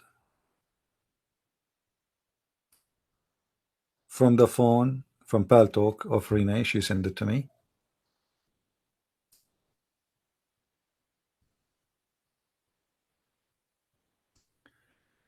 CP want if you can text you can next Saturday same time if you can do the debate mean. He said okay. She asked him where you go to university. He said sure, which mean about Saturday. I am doctor. She said, do you mean what time or what country? He said now answering, or she said, you sorry, you are a doctor. I thought they said you are a sheikh. He said, I mean I have a PhD.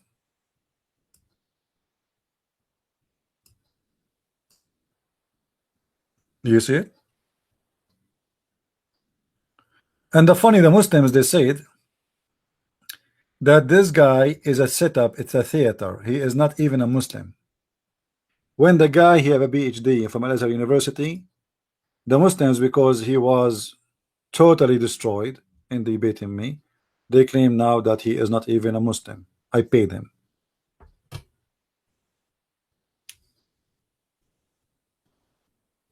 In Islam, there's many branches. Who care? All is same garbage. Does it make a difference anyway? Al-Azhar University, the Muslim, they claim that it is the highest university in the world. The Azhar University, excuse my language, is an official donkey university. If you don't have a grade, if you cannot make it, you go and you register in Azhar University. You know what I mean?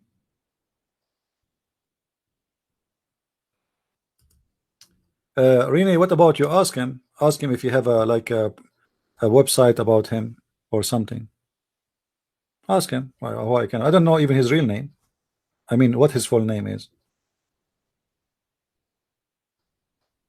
Ask him if he have any Facebook. He said he have Facebook, but it's empty.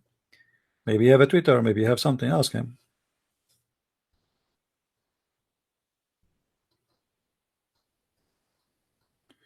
That why he want to call me and why he don't call me. I am live on air. He can call me. Whoever wanna call me, he can. I am live. We'll go. Let me get some water.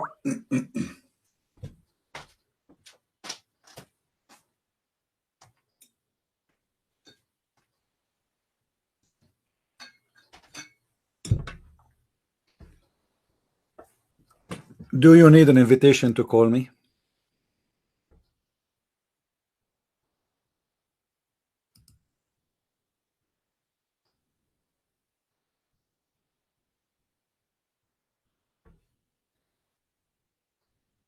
Any Muslim?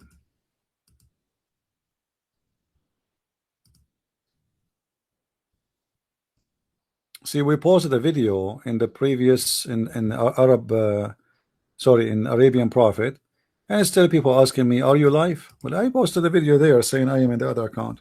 Why people don't watch?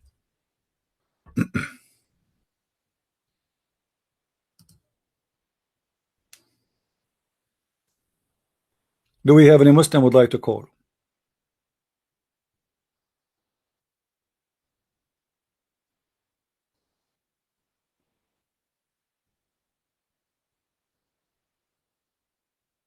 Any Muslim? So please take a note. This coming Saturday, we will have a debate with Dr. Sheikh Rohi from Al Azhar University. So now we have to correct the name.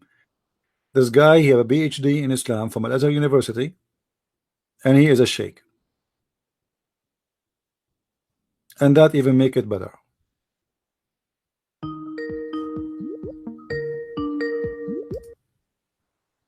Hello? Hello. Yes, Hello. my friend, how are you? Yeah. Hello, CP.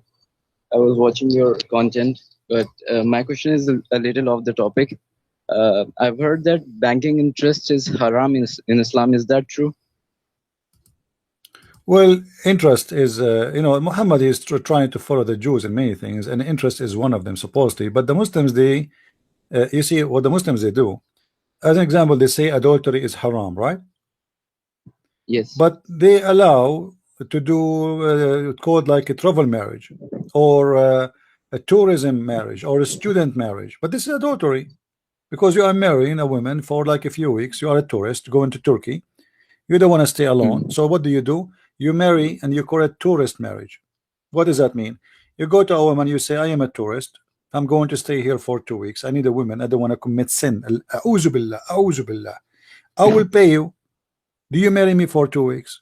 And supposedly this is halal. So the Muslims, they always say something and they do something else. So they say that interest is not halal in Islam. But what they do other things. They name it different names. As an example,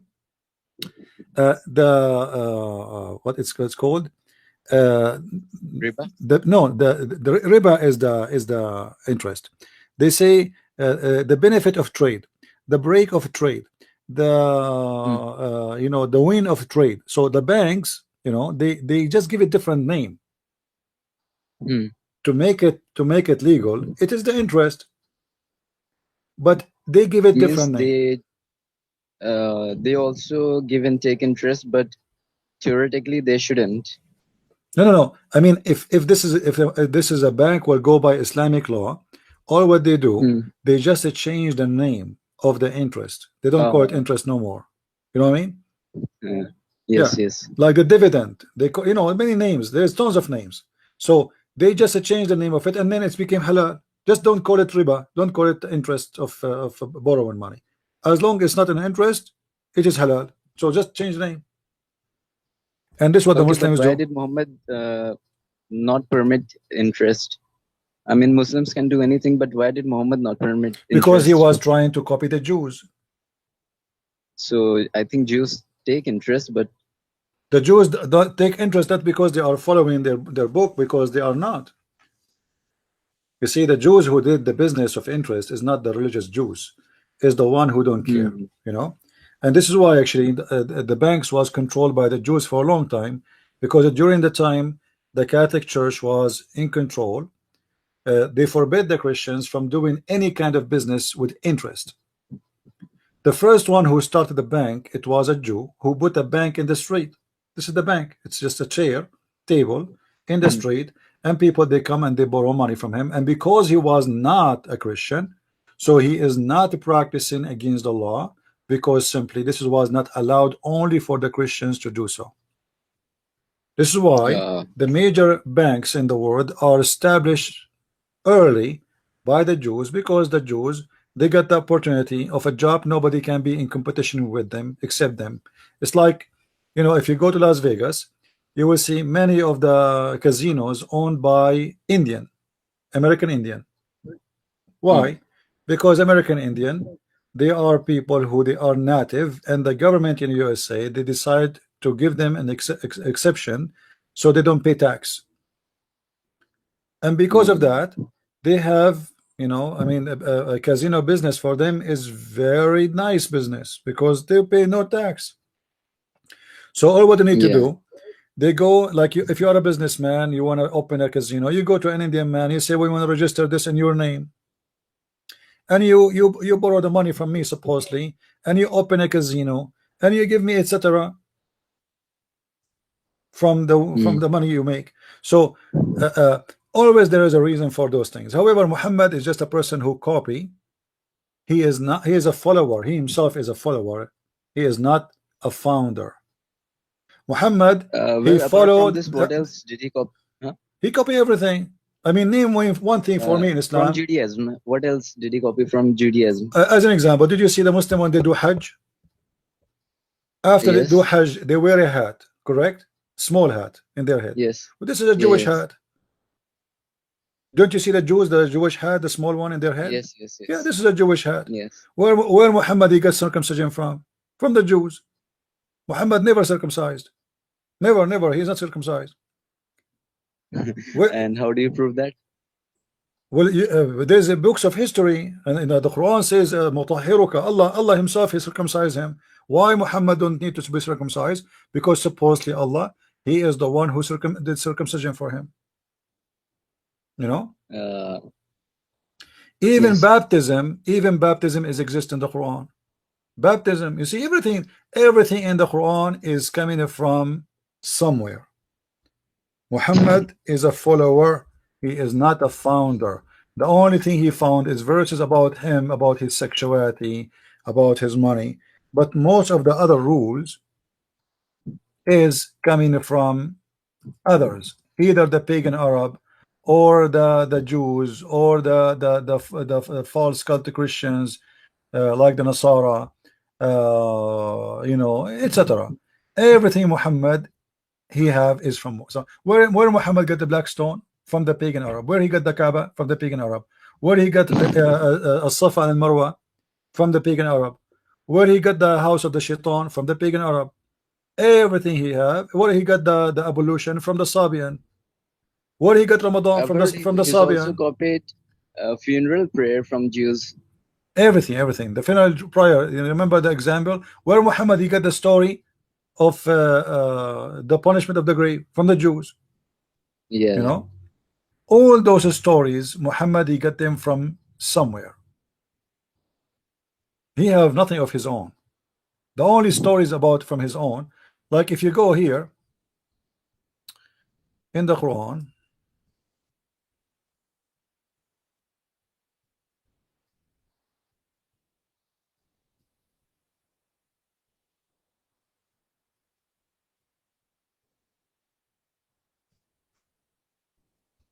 the Quran speak about something maybe many of you do not know. In chapter 2 verse 138, what does that mean? What is this verse saying? They ask Muhammad, how come the Sabians they do baptism? The Sabian, by the way, they do baptism. Why the Sabian they do baptism? The Sabian they learned that from John the Baptist. They claim that they are following John the Baptist. Okay. If you read with me, guys, do you see what it says? The baptism of Allah, you see here between two brackets, is not exist in the Quran. This is false. This is the in the translation. baptism of Allah. The baptism of Allah, and who can baptize better than Allah? Like what the heck? But Muhammad don't have baptism. Yeah. So what's happening here? How Allah do baptism, and did Muhammad do baptism? Never. I don't know. So what Muhammad he claimed when they ask him, how come you are a Sabian but you don't practice the baptism of the Sabian? He said the baptism of Allah is better than their baptism. And there is a reason for this. You see, the Sabian they live next to the river of the Euphrates and Dijla. They have a lot of water. Muhammad is a person who live in the desert. If you want to do baptism to a follower, where he would do baptism to him? The water they have is hardly enough to drink. They don't have a lake. They don't have a river. They don't have a dam. There's no water. So he cannot do baptism.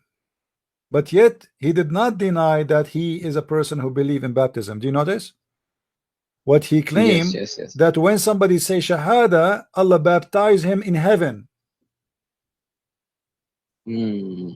So the baptism of Allah is the best baptism. I don't do baptism, Allah do baptism. But yet if we ask the Muslim, yeah, if we ask the Muslim what the word baptism mean anyway. Any Muslim can tell us? Baptism in the name of whom? You see, in the Arabic language, it says sabagha, sabagha, which means color, color. Sabagha, it's Hmm. color. Okay, if we say color here, for sure it doesn't mean that he color you with the color. This is the word is used exactly by the Sabian for baptism. This is the term. You see, the Christian don't use this. The Christian, they in Arabic we say ammada, ammada, which means straight out, straight things out. Ammada. We don't say sabagha. Sabagha is something the Sabian they say about what they call baptism. Christian don't use that word. So Muhammad is obviously is not copying the Christian baptism here. Is talking about the Sabian baptism, for this is their terms and this is their speech. They do sibagha. They color you by the color of God. Muhammad is a founder of nothing. Allah is a name exist before him. So All the prophets names he how was mentioned, Muhammad so successful in the beginning? he How was did he not convince everyone? he was not successful in anything, my friend. Muhammad, he said, if only 10 Jews believe in me, if only I wish all the Jews will believe. He could not convince 10 Jews. You see, So the then he the became a one warlord let and me ask you, let me ask you, do you know who is started the killing first? spree.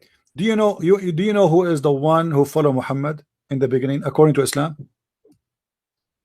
Uh, the first follower, I think it was Fatima. No, the first followers is the outlaw, the robbers. Robbers. Yes, let me show you.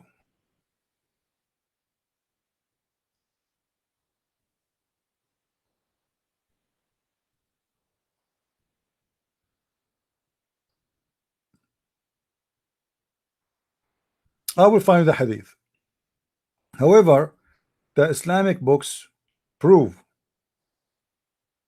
that the first followers of Muhammad are the outlaw, the robbers, the one who used to attack the the people who do Hajj. Let me see. Hold on, I will find it. No problem. Uh,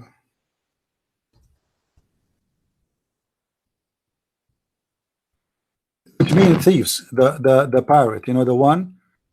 The Yes, one yes. who the one who do piracy for. Actually, you will find this in my coming book.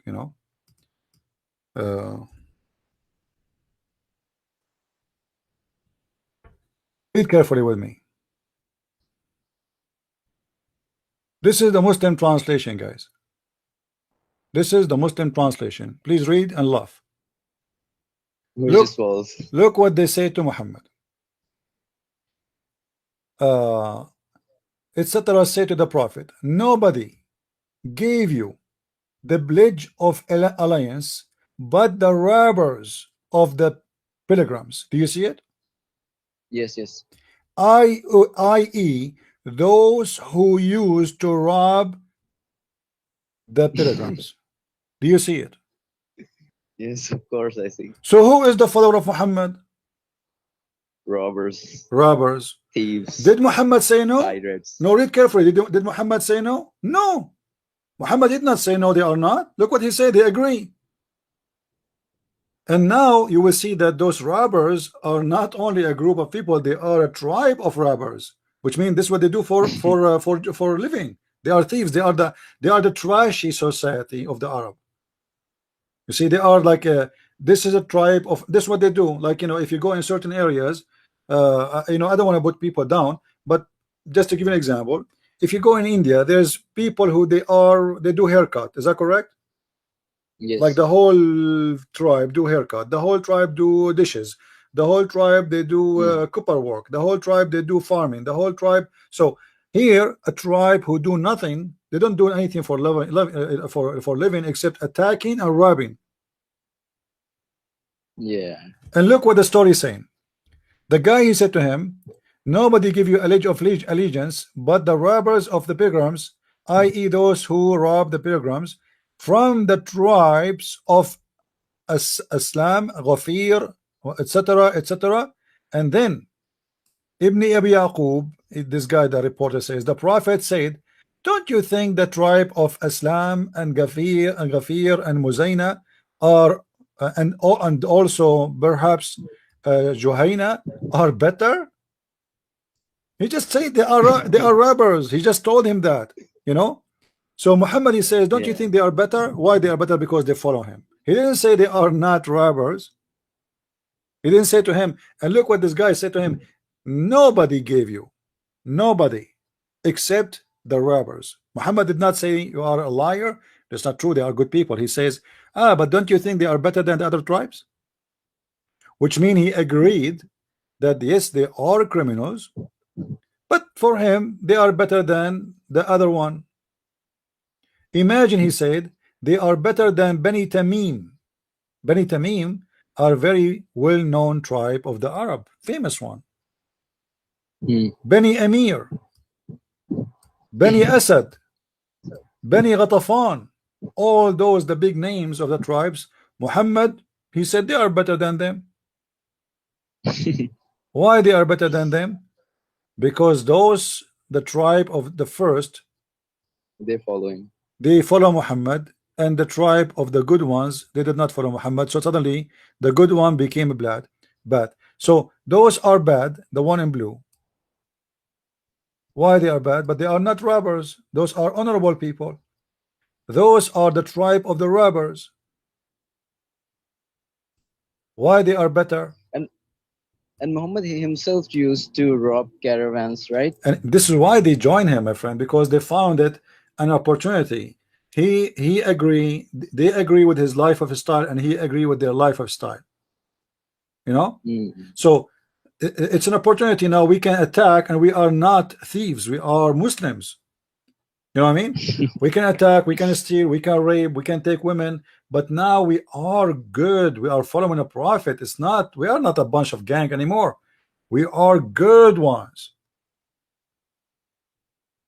If you wanna imagine Muhammad, imagine the pirate of the Caribbean in the ship, and Muhammad is captain. What his name? Jack Sparrow. Jack Sparrow. Yeah, that is Muhammad. He is Jack Sparrow with the golden teeth, and he have a long hair, as the Muslim they describe him. He take a shower once a year. He is full of lies, and he have no dignity. He promised something, he do something, he make an oath, he break it tomorrow. He make a promise, he don't care for the promise. That is Muhammad. His followers are nothing but a bunch of thieves. And imagine this is written in their books. Okay, hold on. What do you expect the Muslim to say after we show them this hadith? What do you think? What they will say? It's out of context. No, That's they will say no, no, it's weak. Come on, you forgot? Come on, man. It's weak, yeah. You know better. It's weak, but this is Sahih al-Bukhari, and nowhere it says weak. Do you see there anywhere it says weak? No. But No. right away, if you show it to a Muslim, you say to you, oh, this is the weak hadith, did not eat very good food. There's no proof of it. What do you mean there is no proof? There's tons of reference here. Huh? They said not every hadith from Sahih al-Bukhari is considered Sahih. Some are Hassan, some are Sahih. While My friend, Hassan Da'if, is accepted. Weak is accepted. reliable. Yeah. And this one does not say it's not. You see, when it does not say Sahih, it's mean for sure it is Sahih. There's no need to mention it is Sahih or not. You know? Yeah, I get it. The word Sahih is something added later. You know, the book doesn't have that. The book itself does not have. That's why it's called the book of Sahih Bukhari, which means everything is inside considered Sahih. There's no need for the author to say this one is Sahih. You know what I mean? If I say to you, I am going to have a book, have all the correct hadith, and then I say each one of them next to it, I say this is correct. You just told me this is the whole book is correct. So why you want to add that there? So those things they added later. You know? So for 1400 years they filtered out every filth from the collection, right? And now they got since the beginning. Okay, my friend, the Quran filter itself. Don't you remember when the Quran says that Allah, he said he will cause Muhammad to forget the Quran? Yeah. Isn't it this is filtering? Why in the world God, he made Quran, and he promised to reserve the Quran. Then he promised to make you forget the Quran. So why you send the Quran if you want us to forget the Quran? Or what happened when the Muslims they speak the Quran have abrogation? It is just a filtration. As an They example, also hold on, name hold it on, as progressive revelation. hold on. When the Quran says a verse like this,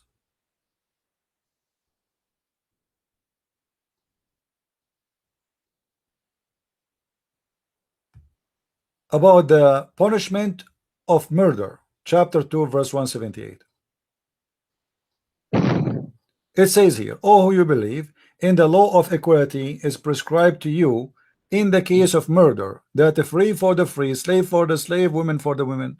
How in the hell somebody claim to be a prophet and he says such a stupid thing? So if I am a free, I kill a free, I will be killed. If I am a free, I kill a slave, you kill my slave. If I am a man, you kill my women, I kill your women, you kill my women. That is not justice, this is a stupidity. And if you ask the Muslims, is this verse is practiced now? They will say no, it's abrogated. What does that mean? It's So why is it filtered. even in the Quran? It is filtered. It's filtered. Muhammad, he noticed later that the people are laughing at him about this stupid verse. So what he decided to do? He decided to abrogate the verse, to fix it. This is what abrogation Islam mean. Otherwise, Allah, he made a judgment about in the case of murder. I mean, do you need to change it later? Why? How we can approve a punishment for murder 2 weeks before and then we change it 2 weeks after? That's mean Muhammad, he found that this is a stupid and people they start laughing at him. So he said to himself, okay, I'll receive a better verse from this. This is why the verse in the Quran here says that any of our verses we abrogate or cause to be forgotten, but we substitute something better or similar. How in the world God he makes something better than his Quran? Allah make Quran better than his Quran. And if you want to make similar, how is stupid to say similar? Because similar, there's no need to destroy the first one, then it's similar. Yeah, of course. Imagine I break your TV, I take your TV, I throw it. You have a Sony TV, huh? 40-inch. I take it, throw it from the window. You say, why you did that? He said, I'm going to bring you similar TV, Sony 40-inch. Well, why you want to do that then? If you are going to bring me 46-inch, you will bring me 55-inch, okay, no problem. But you want to bring me something similar? So what the point? So why did you even break it? Because simply Muhammad trying to get rid of embarrassing verses. Where we can find the verses of women suckling of an adult? We cannot find it. And breastfeeding. Yeah. Sunan ibn Majah, I guess. Yeah, but we cannot find it in the Quran. This is a verse in the Quran. Yeah. So the Quran have verses of suckling for a man 10 times. And we have verses abrogate the first verses of 10 times to 5 times. But now we cannot find the 10 times, we can't find the 5 times. Yeah, they're all gone. Because somebody did filtering for the Quran to make it look better, because this is very embarrassing. A Muslim woman, she is going to give her breast to a guy and he is going to 10 times. And the funny, Allah, you see the Quran says Allah will cause us to forget the verses, but obviously we did not, because here we go, we're talking about it. And the Muslim, they talk about it.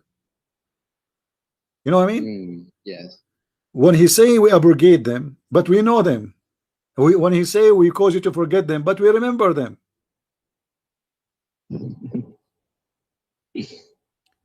The Muslims, they filter.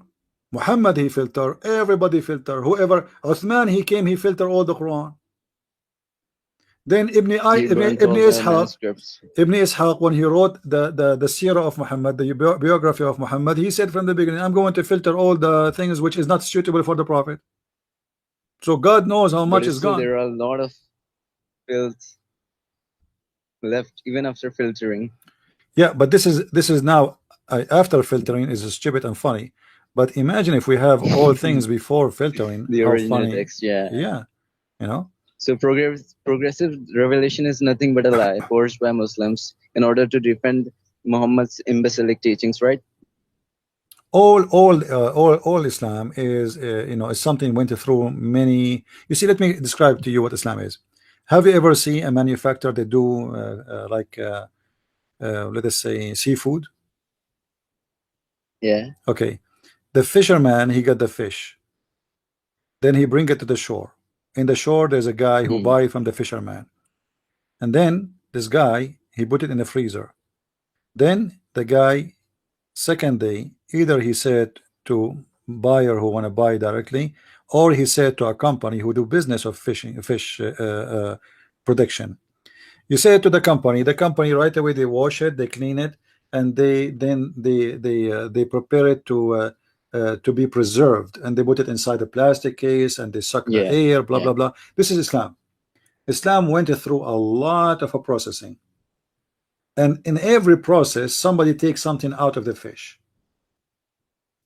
So at the end they try their best to deliver to you what is supposedly the best of the fish.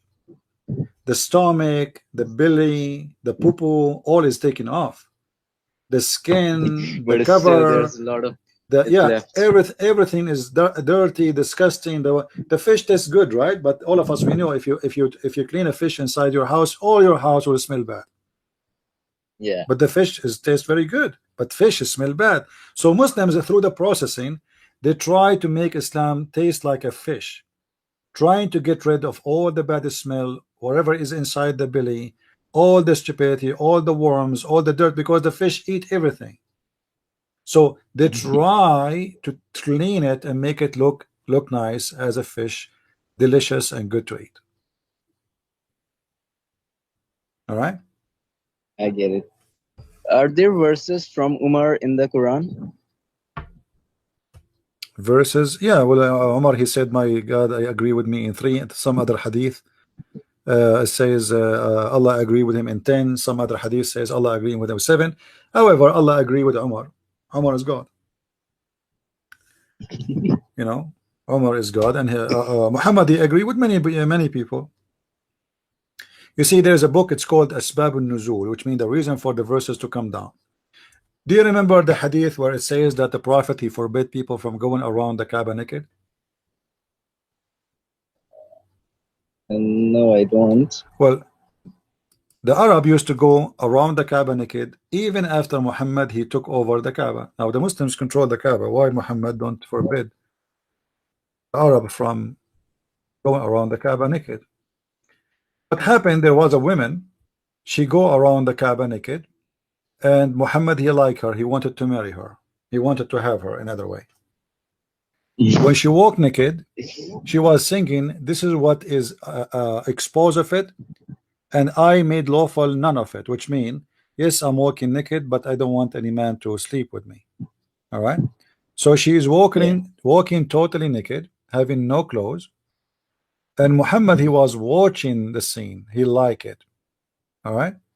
So he wanted to have her, but now how he can have a woman, she is going to walk naked next year and the year after and the year after, you know, she do that every Yeah. year. She is good looking, she's beautiful. So Muhammad wanna have her. Muhammad, he did not forbid people walking naked around the Kaaba all the time. Muhammad never spoke against walking around the Kaaba naked all the time he claimed to be a prophet. You will not find anywhere in the Quran Muhammad saying, why you walk naked? Shouldn't we find a verse in the Quran speaking about such a shameful behavior? Of course. Do you know, guys, what I mean? People in the chat, do you know what I mean? Imagine if we let us compare a story about the temple of God in Christianity and the temple of God in Islam. The Kaaba is the most holy place for the Muslims. The temple is a holy place for the Jews. Jesus, when he saw people buying and selling in the Kaaba, in the temple, what he did? He went inside the temple and He he flipped overthrew their the tables. He kicked tables. them out just for buying and selling there. Nobody is going naked. Nobody is going naked. Muhammad, he spent most of his life, 60 years of his life. He brought all the Quran. Allah sent him all the verses in the Quran and never mentioned once not to go around the Kaaba naked. Any Muslim can He explain to was us? obsessed with sex. Huh? Much of his life went into sex. No, but I'm saying, why Muhammad never mentioned something against this all his life? What He is, was not a prophet. why Allah don't see it? There's a guy, his name is Ahmed Ma, wanna debate me? Ahmed, are you there? Who is the Muslim wanna call me? Hang up, please, my friend. Let us see if a Okay, Muslim wanna call. thank you. Okay, thank you, my friend. Thank you for calling. Who is the Muslim trying to call? Who is the Muslim? Like, there's somebody wanna call? Ahmed Ma, how are you, Ahmed Ma? Are you of those who go around the Kaaba naked, or you wear something? Until now, actually, the Muslims, they were around the Kaaba wearing no clothes. No clothes.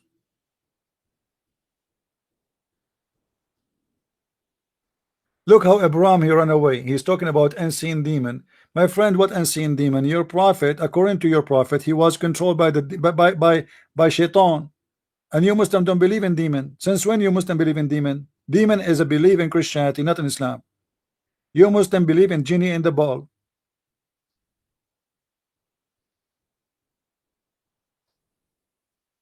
Do we have any Muslim wanna call?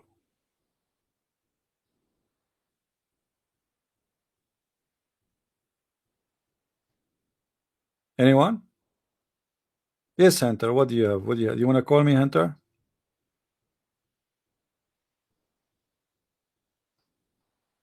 Don't tell me you are asking if you can go and do a naked walk around the Kaaba now.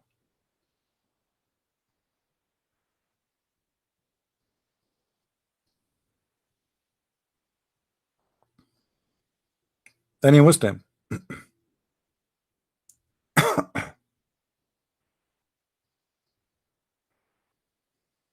DK Dawa. I will call you, my friend. Give me your name in Skype. I will call you. Hey, Mustafa. Mr. DK Dawa. What about you? Give me your name in Skype and I am willing to call you. Is that fair, guys? I will call you. If you speak to the majority, you also address the minority. I answered that already, my friend. First of all, what is the proof in the Quran that there is a majority of angels versus minority of genie? That's stupid. Show me the reference. The Quran says there's angels and there's jinn. Shaitan, Iblis is one of the jinns, which means there's many of them. Where they got that this is a majority and minority? Zakir Naik was counting them. He was there. I mean, this is stupid. You know what I mean? Quran doesn't say there's majority and there's minority. Show me the reference.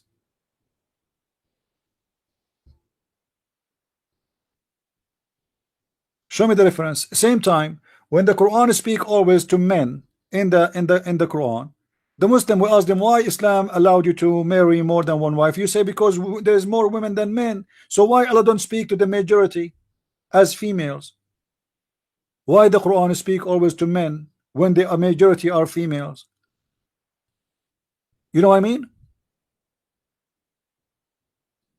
Are you getting my point, Hunter? Who is the majority according to Muslims in the society? Women.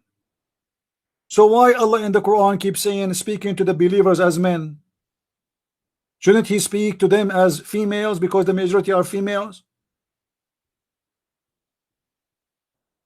Even in the heaven, the majority are females, but yet still Allah in the Quran speak to the majority, speak to the people of heaven as male. That's why he promised them virgin who have nobody touch their private part. The logic of Muslims not only weak, cannot stand in its feet. Cannot stand.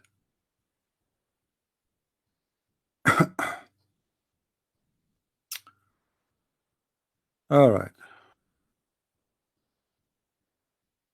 Yeah, this Marmar, he is a kid. He's sending me a video, a stupid video. Do we have any Muslim want to give me a call? Who is a Muslim want to call?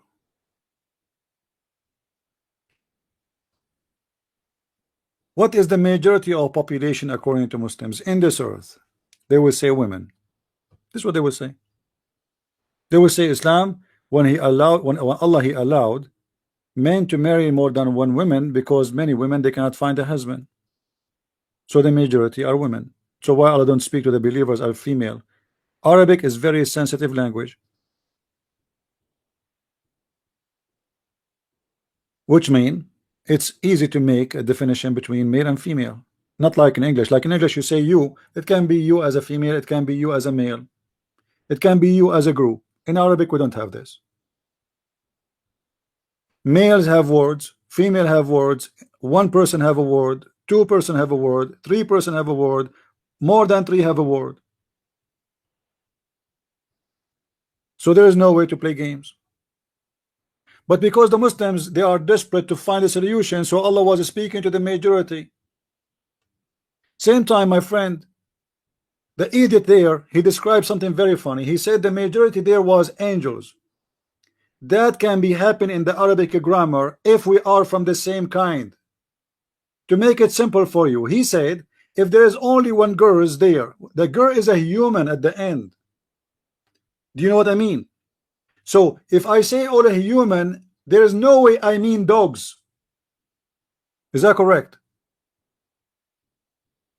Do you understand me? Even the rules of majority have nothing to do with what they are talking about, because the angels are nothing to do with the genies, are two different kind of creation. It's not about gender here. We are not talking about male and female. We are talking about two different creation. One is made from fire, the other one is made from light.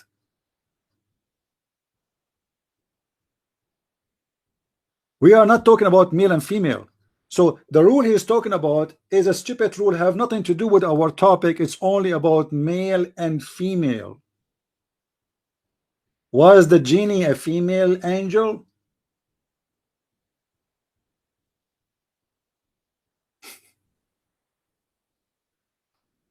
They don't have a brain. They don't have a brain.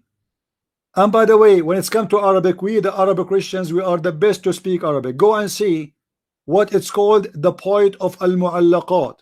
5 poetry written by 5 Arabic Christians, the best of the history of Arabia. Not only that, do you know who is the first hero in the Arabian history? His name is Antara. Do you know who's Antara? He is a Christian.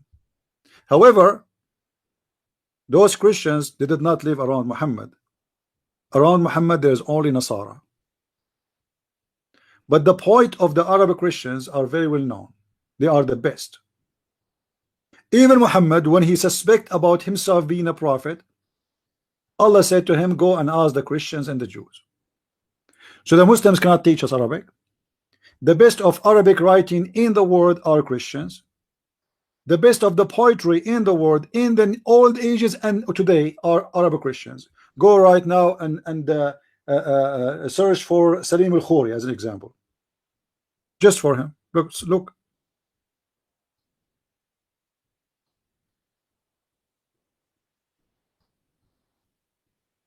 I can read some of their poetry. The poetry of the Christians is in the Quran. Do you remember the verses where it says, you know, that the moon is split and the judgment day is near? This is Arabic Christian poetry. Anyway, if you have my book, who of you have my books? Who have my book, The Deception of Allah and Quran and Science? Open it.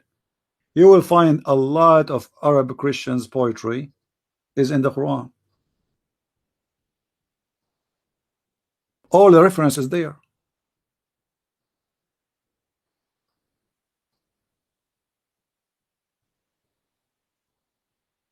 This book have nothing of itself. This is just a fraud.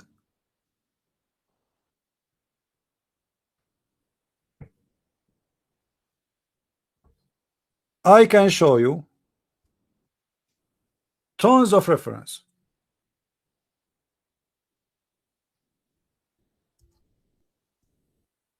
About Muhammad stealing verses, teaching, all is, you know, he stole it simply from either the Bible, the Old Testament, the New Testament, you name it. It is simply the biggest fraud ever. It is stupid, but it's working until now. But it's working by the sword. And that sword will not, you know, it's the days of the sword is gone. It's not going to work. And this internet thing destroy everything. You see, if I show you right now in YouTube, who is the one is listening to me? You will not believe it. Number 2 country in the world listen to me is Indonesia. Indonesia, the biggest Islamic country in the world. Number one country is USA. Number two is Indonesia.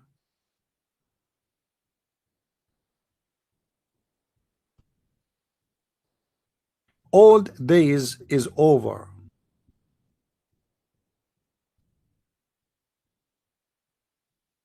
There is no Islam, there is no Muslims, there is nothing. It's a joke.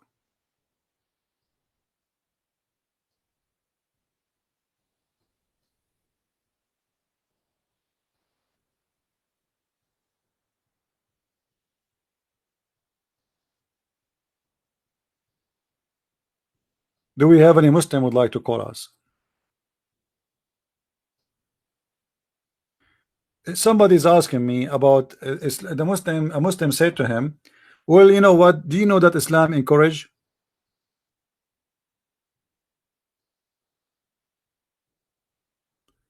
freeing slaves? I should make a video about this, but let me give you a fast answer. Let me show you an example of a freeing slave in Islam. Did really Islam free slaves as a reward, or it is a penalty? Read carefully with me. Chapter 4, verse number 92.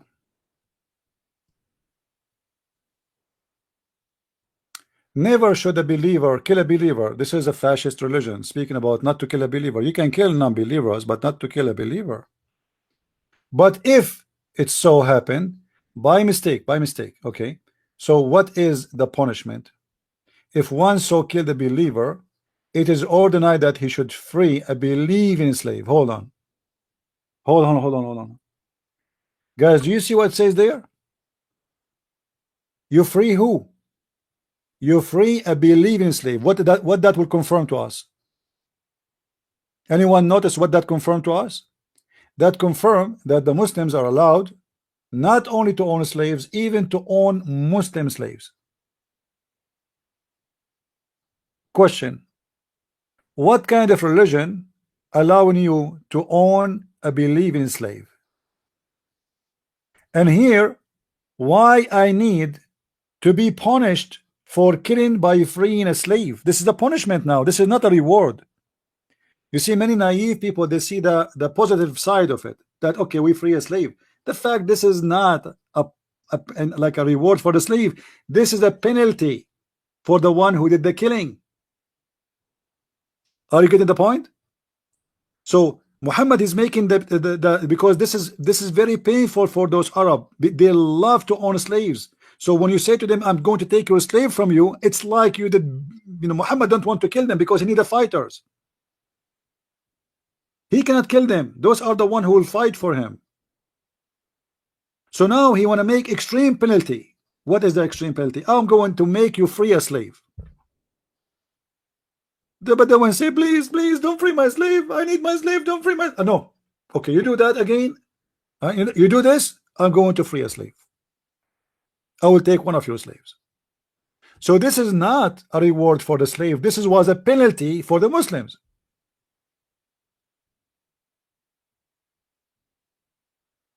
Do you see it?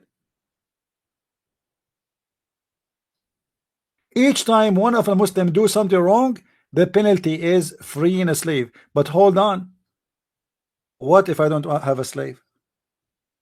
Go and buy a slave. That means the slavery market will flourish. You know what I mean? It's like saying to somebody, okay, you want God to forgive you, you have to slaughter a chicken or free a chicken.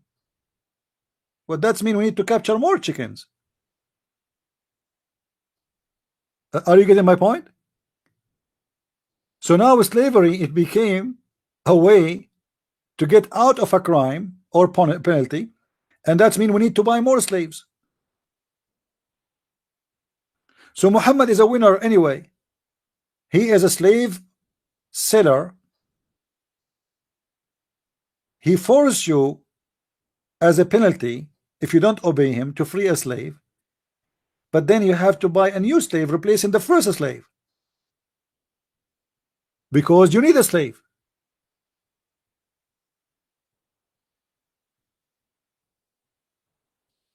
Guys, look at this. Muhammad was born in a slave society. Hold on. Muhammad, the Muslim, they say to us, Muhammad was born in a very, very poor family. How he is a poor, born from a poor family, which means they never have slaves. Suddenly he became a slave owner.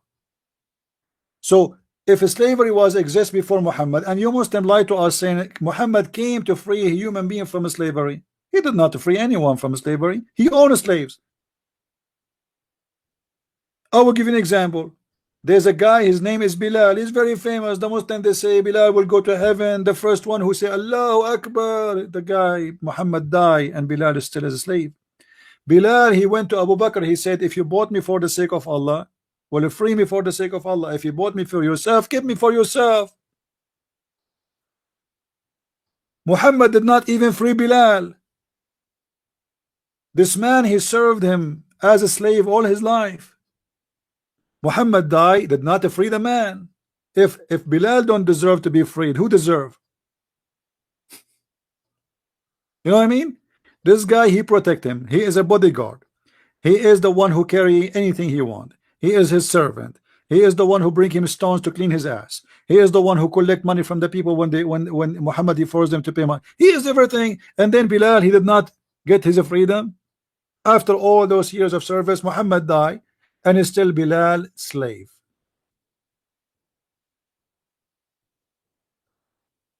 That is the truth.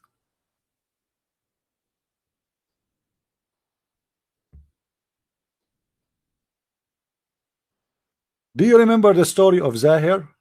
When Muhammad he came from the back of a gay, and he hold him from his back, and he says, who buy this slave from me? Muhammad was not joking. This is what he used to do.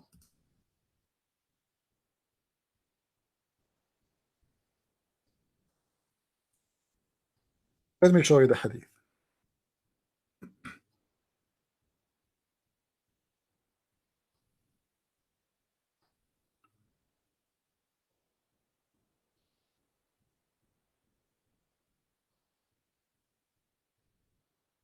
Hmm.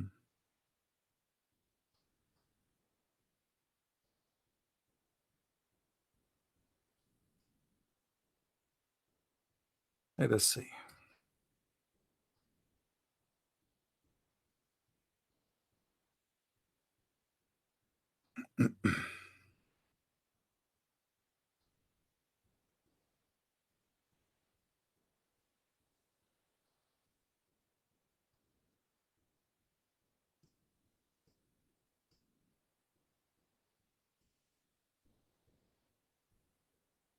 I cannot find it in English. Too bad. Let us see.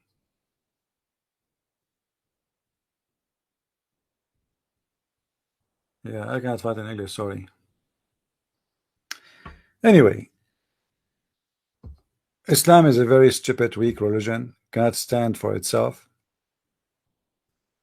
A prophet who taught his followers that even you can use the name of God in vain.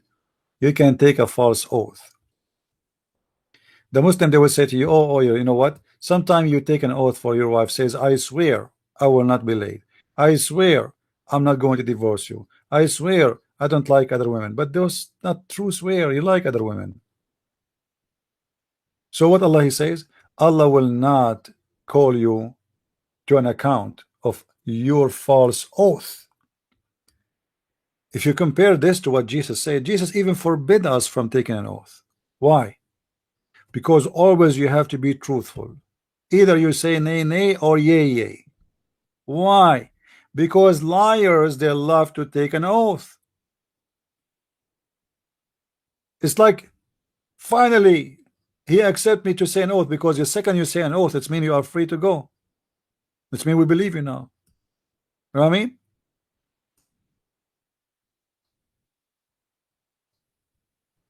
In the other side, we have Muhammad, who is telling his followers, you can take a false oath. It's not required for you to be truthful in your oath. You want to say to me this is an oath you give to your wife? Who in the world, what kind of God he teach his followers that you can lie to your wife, take a false oath, using the name of God in vain? Is your God is a joke? The Muslims, they say we respect God. Well, you are taking oath. Obviously, you are not respecting your God and you are not taking your God seriously. And Muhammad, he made those verses because he himself is the first to break his oath. He made the promises to his wives about not to do things, and then second day he break his oath. This is Islam. You cannot find one thing in Islam is not stupid. Just one. It's impossible.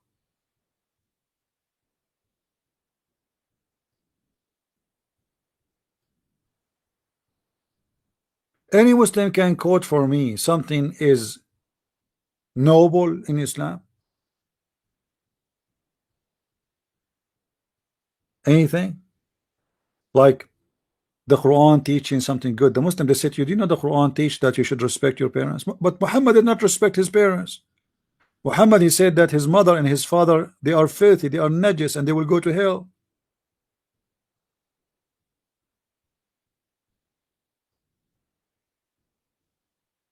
You see, it's very easy to say things. I can make a speech to you about morality, but doesn't mean I am a good person who have morality. Speech is, talk is cheap. And Muhammad, he have nothing but talk.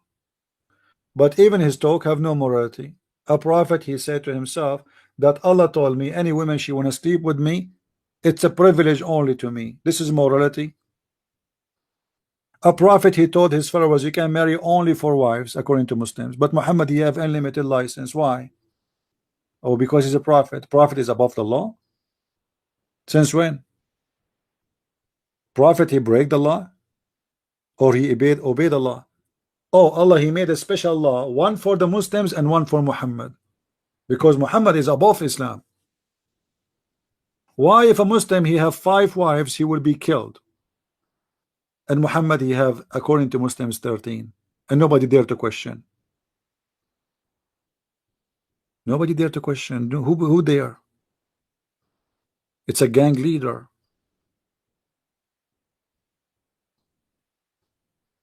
Muhammad is like the guy who is in the Caribbean, the part of the Caribbean movie. What they call him, the guy who have the chest, the heart, who his heart in a chest. What his name, guys? The guy who looked like Satan, who controlled the ghost ship. That's Muhammad. There's no heart. He want to control everything. He's very hateful. Anyone don't agree with him, take him down. But the difference between Muhammad and that guy, Muhammad is funny. I mean, Muhammad, he said the most stupid things you can imagine. Once upon the time, a Bedouin, he stand up in the mosque and he start pissing. He grab his penis and start. The Muslim, they start up and he says, "Stop, stop doing that." The Prophet says, "Why you are stopping him? Finish, man, finish. It's okay, finish." What the heck? He's funny. We have to agree. We have to admit.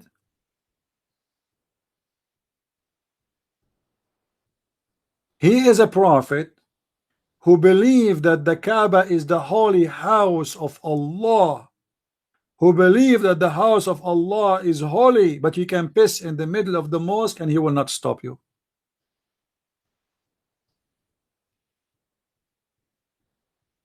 He's a funny guy because he ordered a Muslim to wash their feet before they enter the mosque. But yet a person who is pissing in the mosque, he have no problem with him.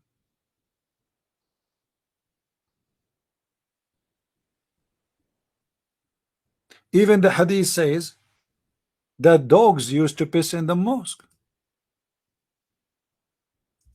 You believe it?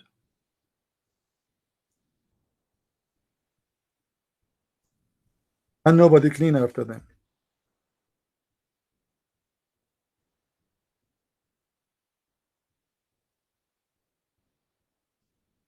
Liar?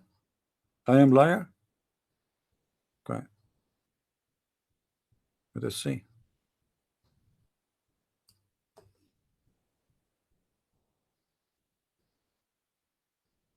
My father said, during the lifetime of Allah Apostle, dogs used to urinate and pass through the mosque, come and go. Nevertheless, they never used to sprinkle water on it. The urine of the dog. Do you see it? Do you see it? Dogs, they come and go, and what they do, what the dogs doing? You know what dogs do, right? They lift their leg and they piss everywhere. My father said, during the lifetime of Allah Apostle, this is not after Muhammad died. Muhammad is in the mosque. Remember, it's a one mosque. It's not like it's a small group.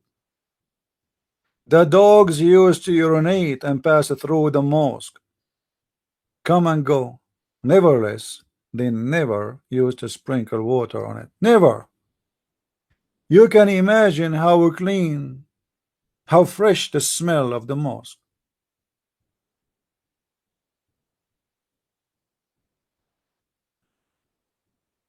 Do you see?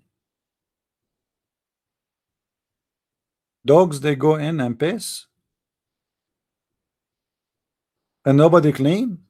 So what happened? What happened to the piss? Stay there. And why nobody clean? Because what a big deal. I mean, everybody smell bad anyway.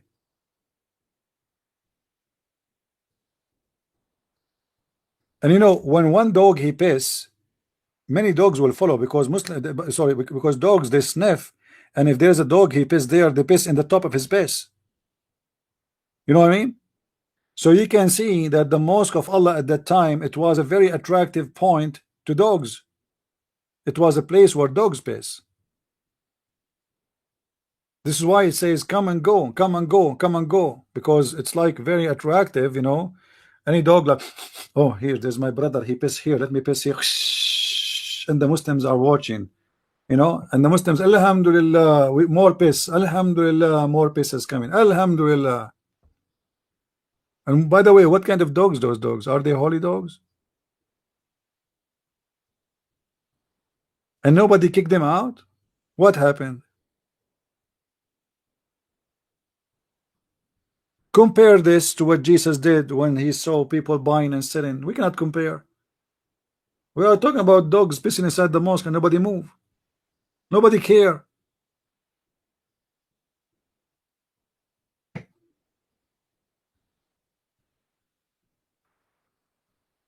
This is why remember I told you that the one who joined Muhammad are criminals. They are pirate.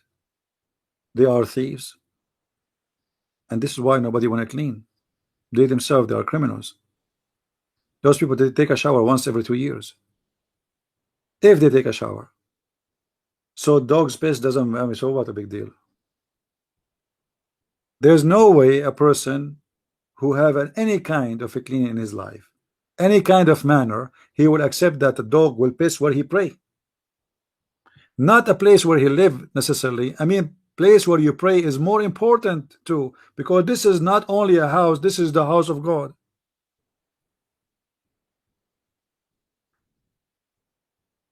Even there's a hadith, it says that the Prophet, he used to clean the snots and the boogers of the Muslims from the wall of the Kaaba. How in the world boogers are in the wall of the Kaaba? The sky was raining boogers? The snot? People, they have their snot in the wall of the Kaaba? Why? What happened?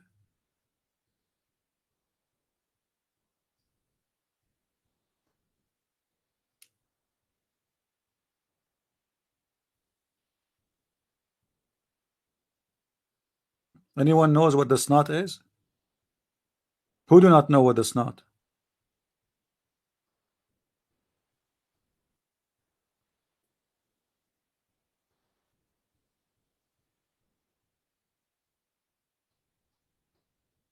All of you know?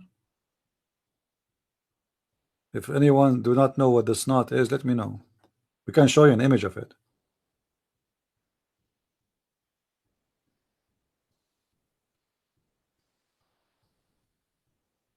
Do we have any Abdul?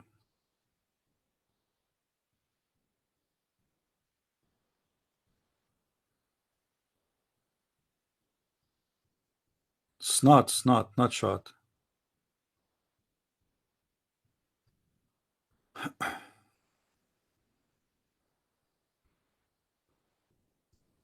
What don't?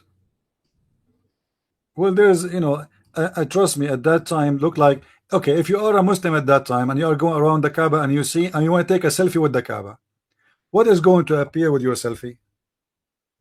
A snot.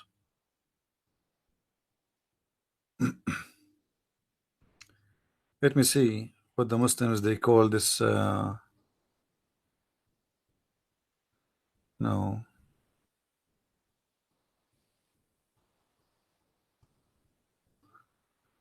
I'm not sure what the word they use it.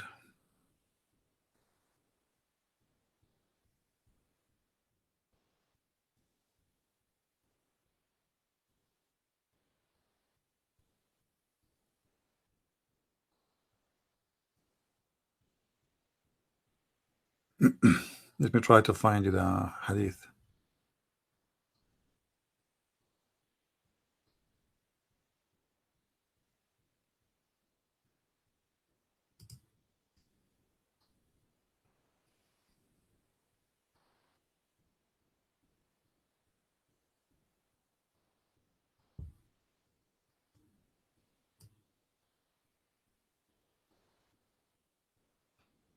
Let us see.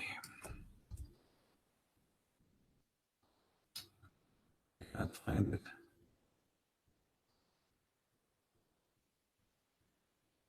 Oh.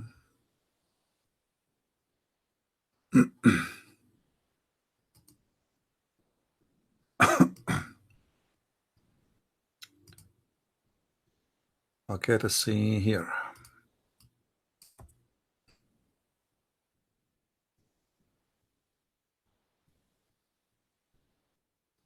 Here we go. The Messenger of Allah, BBUH,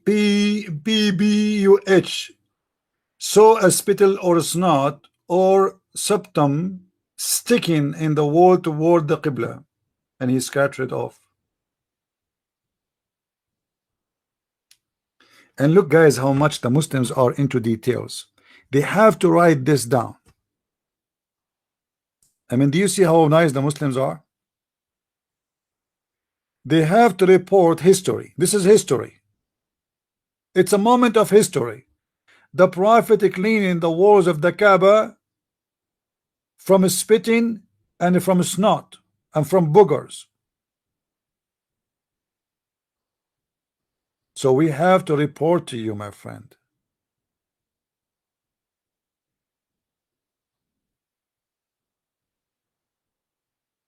Do you see it? Look how many hadith, look how many stories. Look like there was a lot of snot at that time.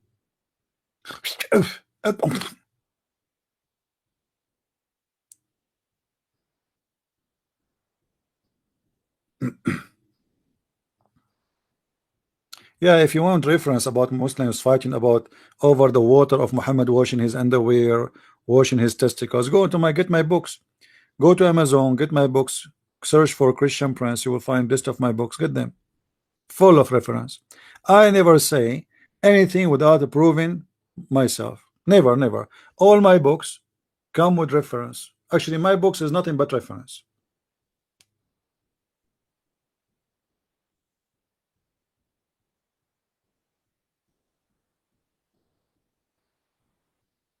Why a Muslim he cannot spit in the front or in the right, his right? Anyone knows? Anyone knows? Why you cannot spit in the right or in the front? The wisdom of Muhammad is amazing because the angel is in your right. So if you spit in the right, you are spitting of the angel. Look at this problem now. You spit at the right side, you spit at the angels. Do you want to do that? The poor angel is next to you and you spit at him. Why you don't spit in the front? Because there's an angel walking in front of you too. So what we do? Spit in the left or under your foot, your left foot, or spit in your pocket, or in your what they call it in English, sleeves.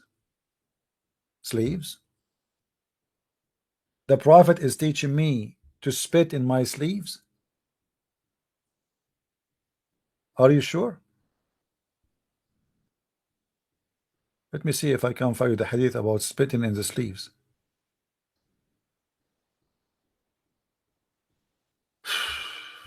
What a religion, man. What a religion.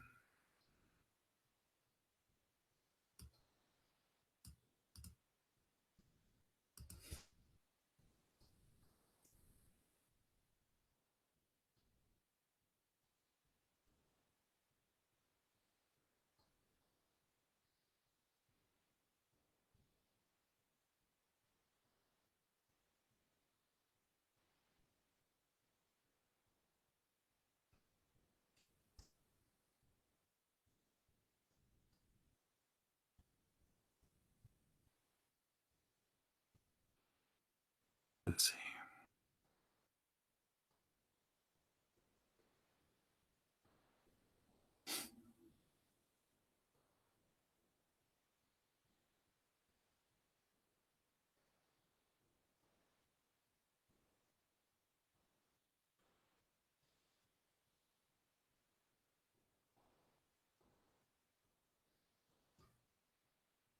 You can spit in your sleeves? Oh boy.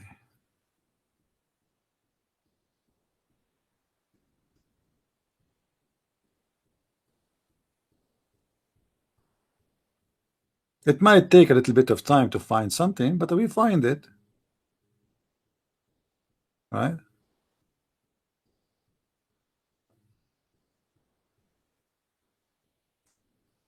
Do we have any Muslim here would like to say something? Any Muslim in disagreement? Actually, I think I have this reference in my book, right? I think I have it in my book. Yeah.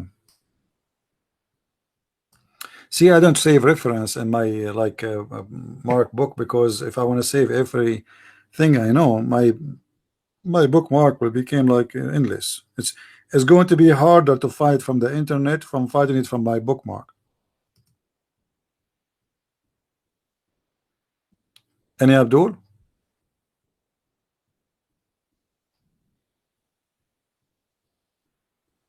All right. Look like today there is no Muslims, and already it is 7:22 here. So I think for today we are enough. Yes, Skype is open, my friend, but no Muslim is calling. Guys, take a note, please.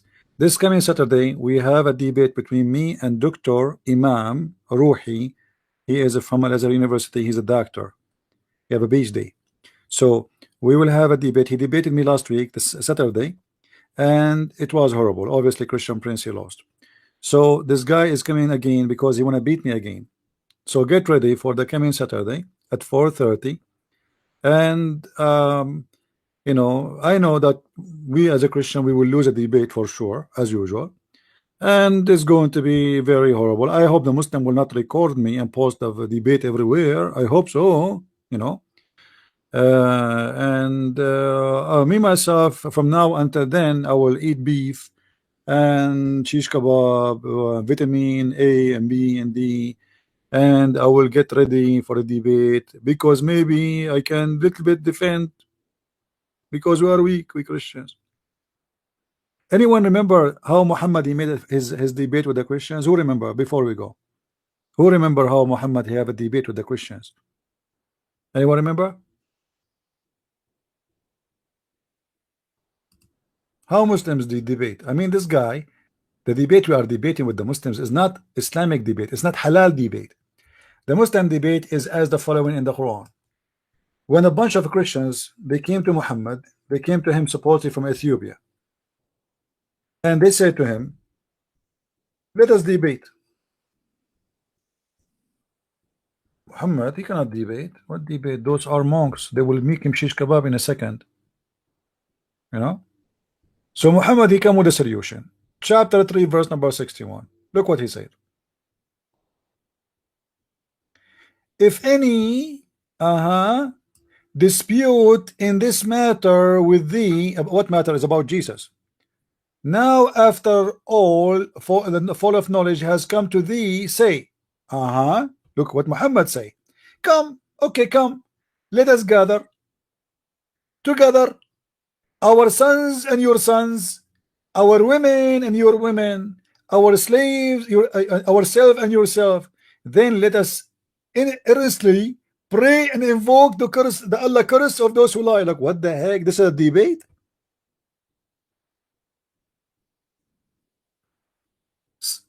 Which mean if this sheikh want to debate me, an Islamic debate, he should do this. He come and he says to me, okay, give me my turn. He take the mic, he says, may Allah cut my nose if I'm lying. Your turn. The Christian prince, he take the mic and he says, may Allah cut my toes if I'm lying. Your turn. So we will spend like this, and then the one who get tired first is the loser. That's what they do. You believe it? You see the coward?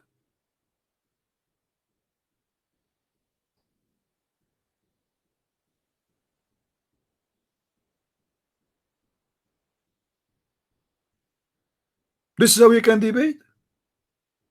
Obviously, he's just running away from debating them. What curse was the why? If a guy he is a Hindu and he told me that he don't believe in Jesus as God, he's not lying. He don't believe in him. He's wrong according to me, but he's not a liar. Correct? If somebody he worship rocks and he told me he believed that his God is a rock, he's not lying.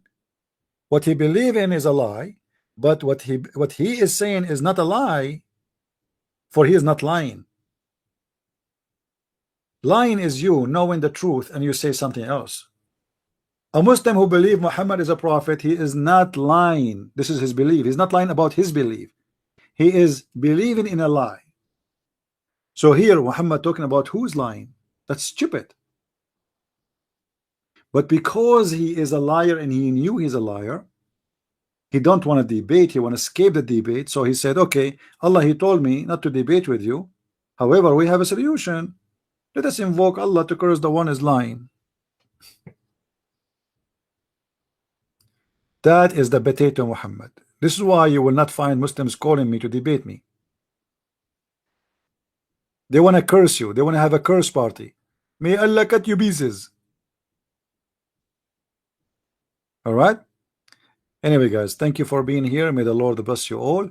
And remember, tomorrow, if we are going to have our live podcast, mostly at 4:30 as usual, we will be here in the Arab for Christ channel for some time until God provides something else. So, and remember, always you can find me in patreon.com/Christian Prince, minds.com/Christian Prince. We showed you our Facebook. So all those pages, please subscribe. So in case, because you know I am a target of many people who hate me, and they think they can really fight me. You know, for me, I have a lot of channels. I can switch every day, and it doesn't matter where I go. Here we go. I just told them I'm here. I have 200 people watching. It doesn't matter where I go, because people, they are following me, not following a channel, and they are following me to learn, not because I'm a prophet. I claim nothing of myself. I don't claim to be a bishop. I don't claim to be a priest. I don't claim to be a good person as any better as anyone. I am like all of you. I am just a person who knows what you know not, specifically about the cult of Islam. Whoever would like to listen and learn is more than welcome. It's a free school. People who like to support us in what we do, feel free to support what we do. You can make a donation. You can buy my books. There's many ways to support me. You can download my videos. It's for free. You can share it with your friends. You know, we do everything. And when I say do, I'm talking about me and you, because I believe that all of us, we partner together to make things happen for best. If you guys are not here, I'm not going to be talking to myself. If people don't want to read my books, I will not be writing my books. If Nobody want to listen. I mean, what the point of talking to yourself? This is why I say we are partners in what we do here. And I consider just people coming here as a support. There is some people they can do more, they can give donation. That's wonderful. But everybody do what he can do. There's people who they are poor. May the Lord bless them. Still, by coming here, he is supporting. Everyone, he do his part. I do my part. And I do the best I can. Every day I spend hours in my day just to fight this cult. And when I say hours, I'm talking just about online like video now. However, when I finish right now, I will make a cup of tea and I will start working in my other book. So my day is about fighting this cult, not hours of my day. I get tons of emails, questions, people, reference. This is why I say to people, please don't, when you join here, please take reference, take notes. I cannot answer everybody. If you see, guys, my Facebook, it says scary. Christian, you said yesterday, etc. You said that's week. We can find this one. Help me, my friend. I cannot. And sooner or later, this guy, Christian Prince, he will die. If you want to get reference handies, get my books. Anytime you need reference, because almost I'm covering everything. Like the new books is coming about sex and Allah. This book covering everything. I mean, you will not find one issue about this cult. It's called Islam is not covered when it's come to sex. And when I say one issue, I mean that everything there is, let us say, giving you enough reference to debate any Muslim of a choice or no choice, and show him that he have no answer and he cannot debate you. This is a new cover for our book, Sex and Allah. It's my design. Let me make the cover small so you guys can see it, all of it. And let us take this thing off. This book will be ready. Supposedly it should be ready by today, actually, but we found that there's a printing, you know, like when the publisher make a final print. So I found there's an error, type error. So we told them to fix it. So it might take like 2 days from now or 3 days, and we will have the book ready to be on Amazon. But this is a fantastic book because it is, let us say, maybe the first of its kind. And you will have reference about things you never heard before. But just be careful. This is not a book for children. You don't give this book to your daughter. She is 8 years old. All right? Don't do that. It's not for kids. As simple as that. And I, you know, in my translation, I'm very honest there, which means I am not sugarcoating anything, as usual. I say it as it is. As it is. People like it, don't like it, I don't care. I'm not going to change the meaning of the word because somebody he don't like this to see this word in the screen or in the page. If you don't like to read about sex, don't buy a book about sex. This book is not about really about holiness. It's about sickness. You know what I mean? The whole purpose of the book is to show you the truth, not to give you something is not there. This is why you will see in the book the word, the F word is appearing. I'm not saying the F word, I'm translating. I'm not saying the F word, I'm translating. So you will find an honest translation as it is. And I am sure that #1 buyers for the books will be the Muslims, because this is a very interesting topic for the Muslims. All right. So I want to say thank you, guys. May the Lord bless you. And until I see you tomorrow, God is willing, Christ is Lord, and Islam is false. And see you soon again. Bye-bye, and take care.